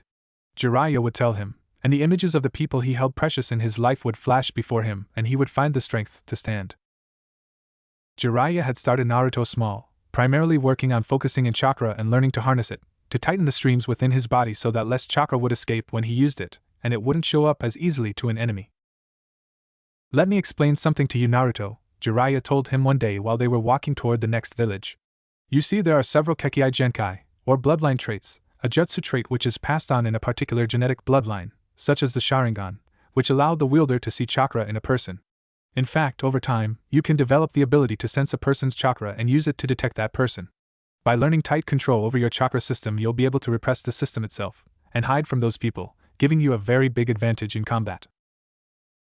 Nearly every day after leaving Konoha was dedicated to training. Jiraiya seemed almost entirely focused on preparing Naruto, and he wouldn't stop until Naruto was completely ready. He had Naruto wear his weights every day and even to bed, and would increase the weight usually once every other month. As soon as Naruto had begun to get used to them, Jiraiya would increase the genjutsu on them. Naruto learned to love and hate those weights. He sparred with Naruto every evening and taught him jutsu in the afternoons while he left the morning for meditation on the chakra system. It always seemed he had some new trick or idea planned for Naruto that Naruto could never anticipate or expect. Anything from walking on water using leaves as his stones, forcing Naruto to transfer chakra to the leaf rather than his feet, to having Naruto climb rocks without the use of an arm or leg. Many times he would use their surroundings to help Naruto understand the more difficult concepts, and if he couldn't find a way he would often summon Ma and Pa to help. Such as when he had to explain how each shinobi had a particular element they would be more adept with because of their natural ability. Ma and Pa were able to show him earth and nature style, while Jiraiya showed him wind. As the days turned to months and the months to years, as focused was Naruto was on his training and as tired as he was, he never allowed it to interfere with his letters to Hinata. They were important to him, and he would always be ready for Gabanta to arrive with a letter of his own to Hinata. He missed her, and hoped she was well. Naruto often thought of the days he'd spent on the practice field with the shy, quiet girl. She had become his best and closest friend, someone he could confide in and tell all his secrets to or share the stories of his travels with. Even though she was far away, he felt like she was right with him. Whenever they found themselves in a new town or village, Naruto would look for small gifts for Hinata, sometimes with Jiraiya's help. He always chose something small, on Jiraiya's advice, so they could be hidden easily, usually a necklace, or flower pressings or shells from the ocean or lake, things no one would take notice of. Naruto also took the time to find several items that he sent back to Kurenai and Irika, things he thought they might like, a scarf or hat, and he even managed to find things for his apartment. Jiraiya would often make sure he had the help of the toads to deliver the larger items to avoid the extra cost of mailing them. But as often as it happened, there was one thing that always touched Jiraiya's heart. He would often check on Naruto before he went to bed, and more often than not Jiraiya would find his charge asleep as a desk in their room at an inn, the pen still in hand from working on a letter to Hinata. Many times Jiraiya would carefully pick the young Naruto up and tuck him into bed. As Jiraiya would pull the covers over his young godson, he would always think to himself, "You need your sleep, little Naruto," and with a smile he would walk to the door and quiet shut it behind him after turning out the lights. He truly had come to think of the boy as his own grandson, much as he had often thought of Minato as his own son. Nearly 3 years later. Hinata lay on her bed. It was nearing 1 in the morning. She had pretended to go to bed hours ago, but had long since learned to wake herself up when she needed to. In her hands was a pen, and on her bed was a small collection of items and a pad of paper. The items around her would fit into a single jewelry box, a gift for her 9th birthday from Naruto. Inside it held a small fox necklace he had given to her when they had first become friends. It had become one of her most treasured possessions. Since he had left, Naruto had sent her small items through Gabanta from the different villages he and Jiraiya went to. There were several pairs of different colored hair sticks, a beautiful comb, another necklace, this one having a small silver hawk on it, and numerous other items ranging from pressed flowers to seashells, and each of them brought a smile to Hinata's face. In her lap was a small pad of paper. She was busy writing Naruto another letter. It was strange how much she had come to enjoy this, even though Naruto had left nearly 3 years before. It hadn't truly felt like he had left. Thanks to Gabanta, the messenger toad, they were able to communicate very quickly. They would write letters constantly, receiving as many as a dozen letters or more a month. Hinata had kept every letter from Naruto secretly hidden in her room. She was only able to write Naruto at certain times, such as very early in the morning when everyone was still asleep, or during class at the academy when it looked like she was writing notes. It was like their private way of communicating, and she had leaned on it so much at times. As hard as Hinata had tried, she just couldn't seem to make her father happy with her. Hayashi demanded perfection, aggression, strength, and brilliance from his daughter. While he judged her Kekkai Genkai to be among the strongest he had ever seen, he simply saw her wasting her potential and had become disgusted with her. It was no secret he felt his daughter was unfit to be his heir, and many thought she may receive the caged bird seal at some point. Hanabi, her younger sister, was 5 now, and Hayashi had found much greater promise in her than he felt was in Hinata. Although many of the branch and main family members considered Hinata to be their preferred choice for leadership of the clan, they felt her quiet strength and gentle manner would be better for the clan than the aggressive brilliance Hayashi wanted. They thought Hinata was stronger than Hayashi gave her credit for, and many supported her as heir to the clan leadership. Unfortunately for them, they had little say in the matter, as the ones who decided were the clan council and Hayashi. Hinata had learned to express her thoughts and feelings in her letters to Naruto, who responded quickly with understanding and caring for his friend. The two had become much closer over the years through their letters to one another. It was like Naruto had never left to Hinata, that he understood how she felt, and was sympathetic to her, meant the world to her. His letters often made her smile and laugh at his stories even when she was lay bruised and hurting from training. And laughter and smiles were something Hinata needed desperately in her life. No one else wanted to incur the wrath of their clan leader by befriending the unwanted firstborn of Hayashihige. Naruto always wrote to her, encouraging her, giving her solace in her day and a place inside herself where she felt she was worth something. It gave her that small part that allowed her to retain enough self-respect that even when her father was berating her for her failure to him, she was able to weather the storm. She only hoped that the letters she sent to Naruto also brought him the same comfort that his brought to her. At Itopo village, Naruto sat at the desk in the room. He had grown greatly in the 3 years since he had been back to Konoha. He was currently working on a letter to his friend Hinata back home. It was strange how he thought of Konoha as home, having lived there only a year, but whenever he thought of home he thought of his small apartment back in Konoha and Irika-sensei, Kurenai, and the third Hokage, and especially of Hinata and sometimes even Sasuke. Naruto knew Hinata was still having trouble with her dad and wished he could do more than offer words of encouragement to his friend. She was always wishing him well and hoping his training was going well. She is so kind and gentle. I wish her dad could see her for the good side of her, Naruto thought as he continued to write her his letter. In fact, his training had been very hard and demanding. Jiraiya had not been kidding when he said he was planning on making things rough for Naruto. Naruto had spent the past 3 years under constant training and it showed. While he was only 9 years old, he already learned over a dozen jutsu. True, they were lower class D rank for the most part, but he had been taught several C jutsu and 1 B rank jutsu as well, which still had a lot of work to be done. As he glanced at the small toad on his bed, he had also always been trained with weights to increase his strength and taijutsu prowess. Jiraiya explained to him the concepts of genjutsu, but he found he had little practical ability in the area, although he was able to manage several basic genjutsu but had been taught particularly how to recognize and break genjutsu rather than create them. It was true, Naruto was beyond a starting genin, but he wasn't quite Chunin level yet either, but since he was still several years from graduating at the academy, Jiraiya thought he doing rather well.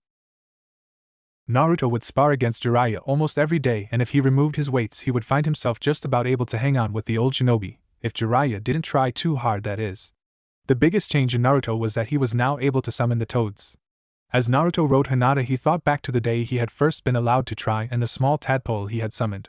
He chuckled as he looked again at the sleeping toad on his bed. After a few months of trying, he had finally managed to summon a real toad. Of course, the toad had come with his own attitude as well. Flashback. Okay kid, look, you have to push more chakra out for the summons. If you can't, then you'll never be able to summon anything bigger than a tadpole, got it?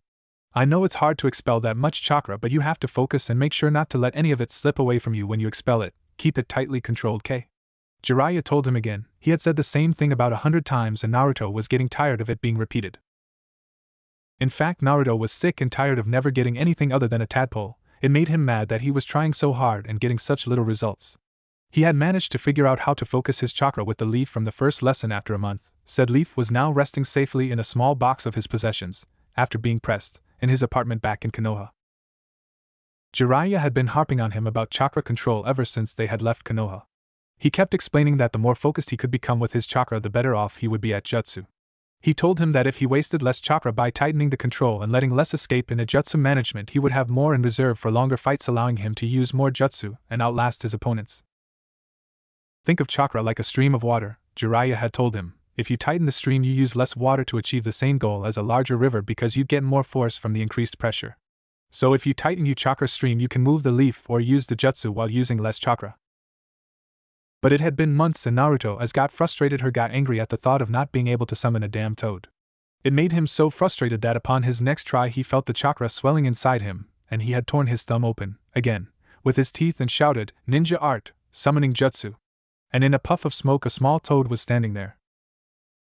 "Yo," it said, raising its right front flipper in greeting. It was bright orange and about 5 pounds at the most, but it was far better than the tadpole. Naruto grinned at his guardian, who smiled, thinking, "Ha, almost 8 years old and summoning a full toad, not too bad. What the kid may lack in natural talent he makes up for in raw guts and stubbornness."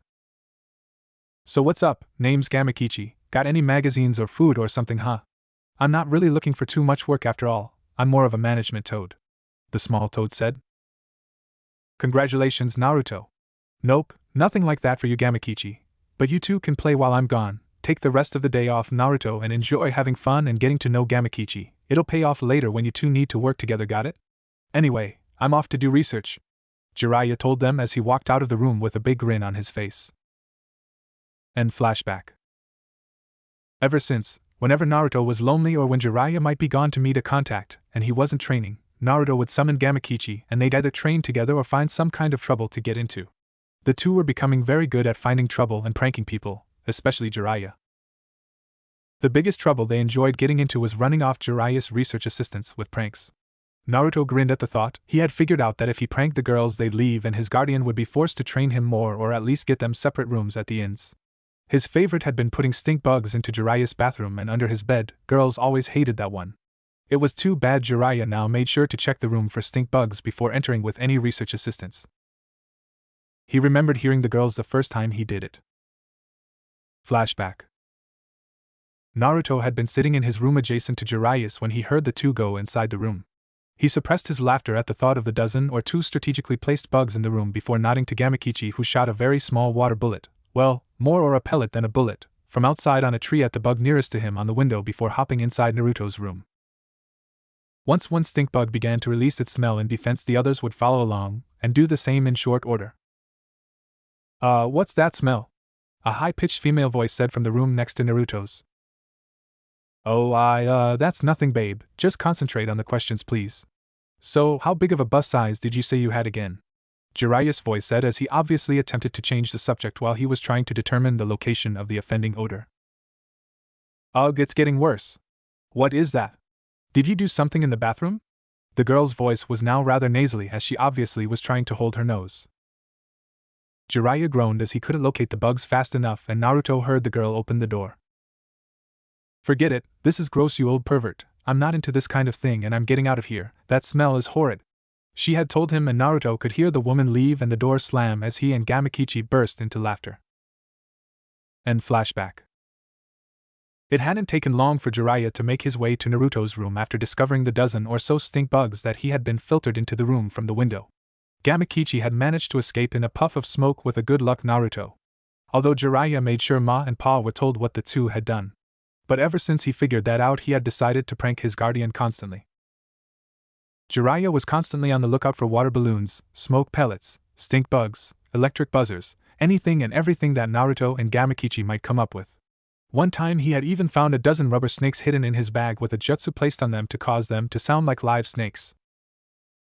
Naruto had written Hinata the moment he had figured out about pranking Jiraiya to tell her about it.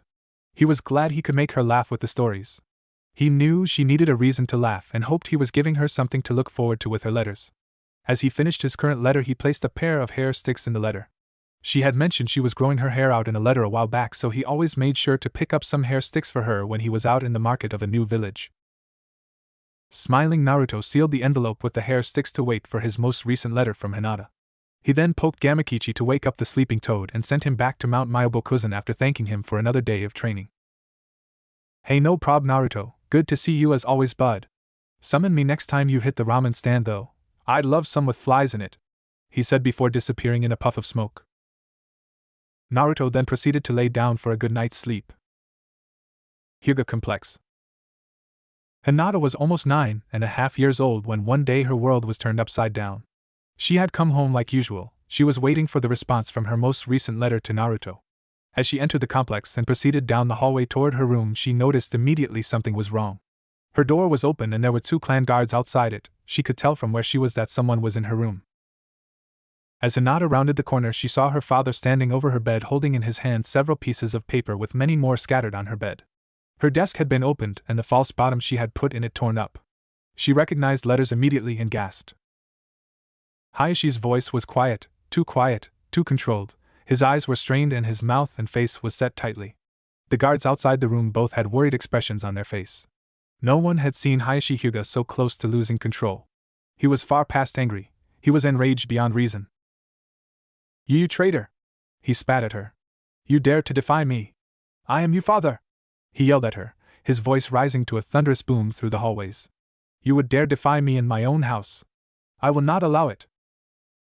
Hayashi's voice was laced with rage and anger. His body moved before Hinata could react.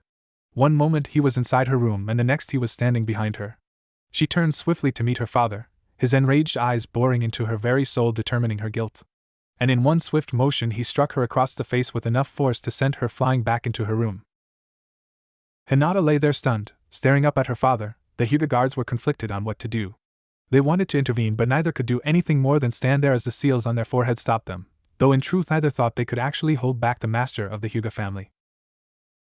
With a final cold and enraged look at his stunned daughter, Hayashi spoke, "You are no longer my daughter, you are no longer my heir. I renounce our blood ties and cast you out of the main branch of the family.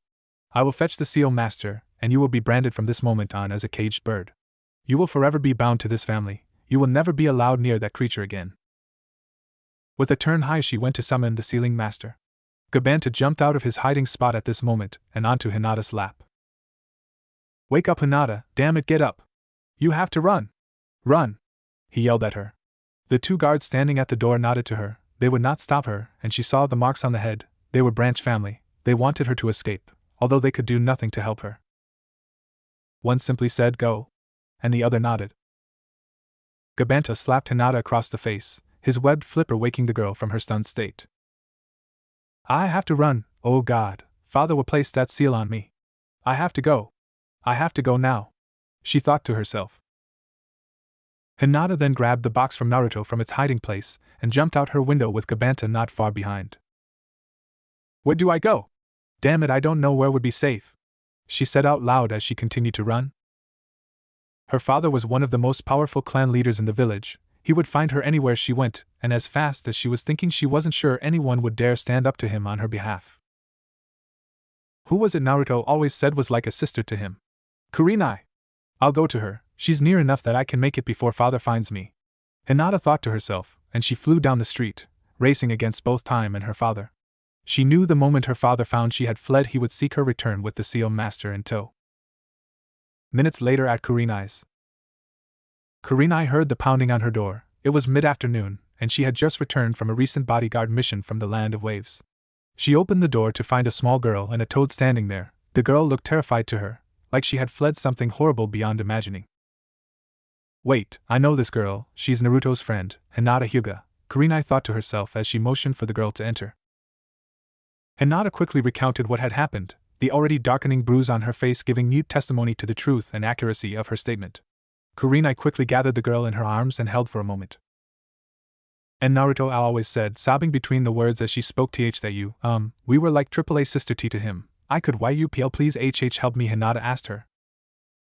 Kurenai soothed the poor girl a moment before speaking. "We have to go to the Hokage immediately. He's the only one who can protect you from Hayashi. We have to move quickly and get there before Hayashi does though. Come on Hinata, you need to be strong right now, you can cry later, okay? I won't let Hayashi hurt you or put that seal on you, but you have to get this to the Hokage right now." Hinata nodded to Kurenai, clearly frightened, and followed the older Kunoichi as she opened the door and headed toward the Hokage Tower. The Hokage Tower. Hayashi arrived at the office of the third Hokage. He was still caught in a rage at having found Hinata had run away from the complex. He had not meant to find the letters in her room. In fact, he had simply wanted to tell her that their training that day would be put on hold because he had a clan meeting suddenly arise. But when he had entered the room, he noticed the pink sheet of paper sticking out from her desk. He had reached to put it away into her desk when he saw it was stuck to the inside of the desk. Then he had found the false bottom and all of the letters. Dozens of them, possible hundreds. How could my own daughter disobey me like this? Hayashi thought to himself as anger began to surface again. Hayashi shook his head to clear his thoughts, his anger lurking beneath the calm exterior. But now he was in control and he would make sure she was returned. He had the sealing master waiting for her when she was returned to him. Hayashi did not wait for the Hokage to summon him into his office. He simply pushed the doors open and walked in on his own initiative. He looked at the Hokage. The old man before him sat with his usual pipe in his mouth. His official robes hung from his body, but it was his eyes that should have warned Hayashi he was going too far. "Lord Hokage, my daughter has run away, disobeying me again. I wish her returned immediately, as is my right," he asserted to the old man sitting in front of him. He knew his words were brazen, but he knew the law. His daughter would be returned no matter who was hiding her from him. A soft puff of smoke left the pipe of the third Hokage as he looked at Hayashi. Hayashi's rage was evident, and he could clearly see the man was upset over his daughter having run away from him. A soft smile crossed his lips. What is it, old man? Why are you smiling? I want my daughter returned by whoever has given her shelter, and I want her returned immediately. Hayashi began to have a slight chill enter his spine as the Hokage's eyes drilled into him. I'm sorry, but I believe you renounce your blood ties with the girl you now call daughter earlier today. Thus you have no paternal right to the girl. She has, in fact, already been taken in by another of the village. I'm sorry, Hayashi, but I cannot comply with your request. The third Hokage was smiling evilly at Hayashi Hyuga. Furthermore, I believe you need to be very careful with how you treat people in your clan. As clan leader, the way you treat your family reflects on your clan. And I do not believe it would be very good if you continued to strike them. Only a very poor excuse for a man does such a thing to his family. You should dwell on what it means to be a leader of one's clan, Hayashi. It implies you protect them, not harm them. I suggest you meditate on that fact. You are dismissed, Hayashi. Hayashi's eyes blazed with anger as the door behind him opened and he heard a small gasp. He turned to see Hinata standing there with Kurenai beside her. He glared at them both but knew he could do nothing here. However, Hayashi Hyuga would never let them have the final say. He ruled his clan as he saw fit. You are no longer a Hyuga. From this day you are cast out of your clan. Go, be with your pathetic monster. Never darken my door again, he said to her as he swept himself from the office. After Hayashi had left, Hinata collapsed to the floor crying, the terror and hurt of the day finally catching up with the girl. Gabanta sat nearby. Please, Jigo, Gabanta, Jigo, get in Naruto, PL please. Hinata choked out her request in between her sobs. Gabanta jumped and gave the girl as much a hug as a toad can and promised to get Naruto as quickly as he could and immediately bounded out on his mission. Itopo village days later. Naruto was finishing his packing as Jiraiya stood at the door grinning at him. Well kid, looks like we'll be heading back toward Konoha soon. I figure we'll be there in about 6 months with the route we'll be taking. I bet that makes you happy. And lots of nice places to do research in, Jiraiya thought to himself with a big grin. Pervy old man, well, at least I'm going home again, Naruto thought and smiled at his guardian and nodded to the older shinobi. As he finished packing his bag, a small form came crashing into the room through the window and into Naruto's bag. He thrashed around until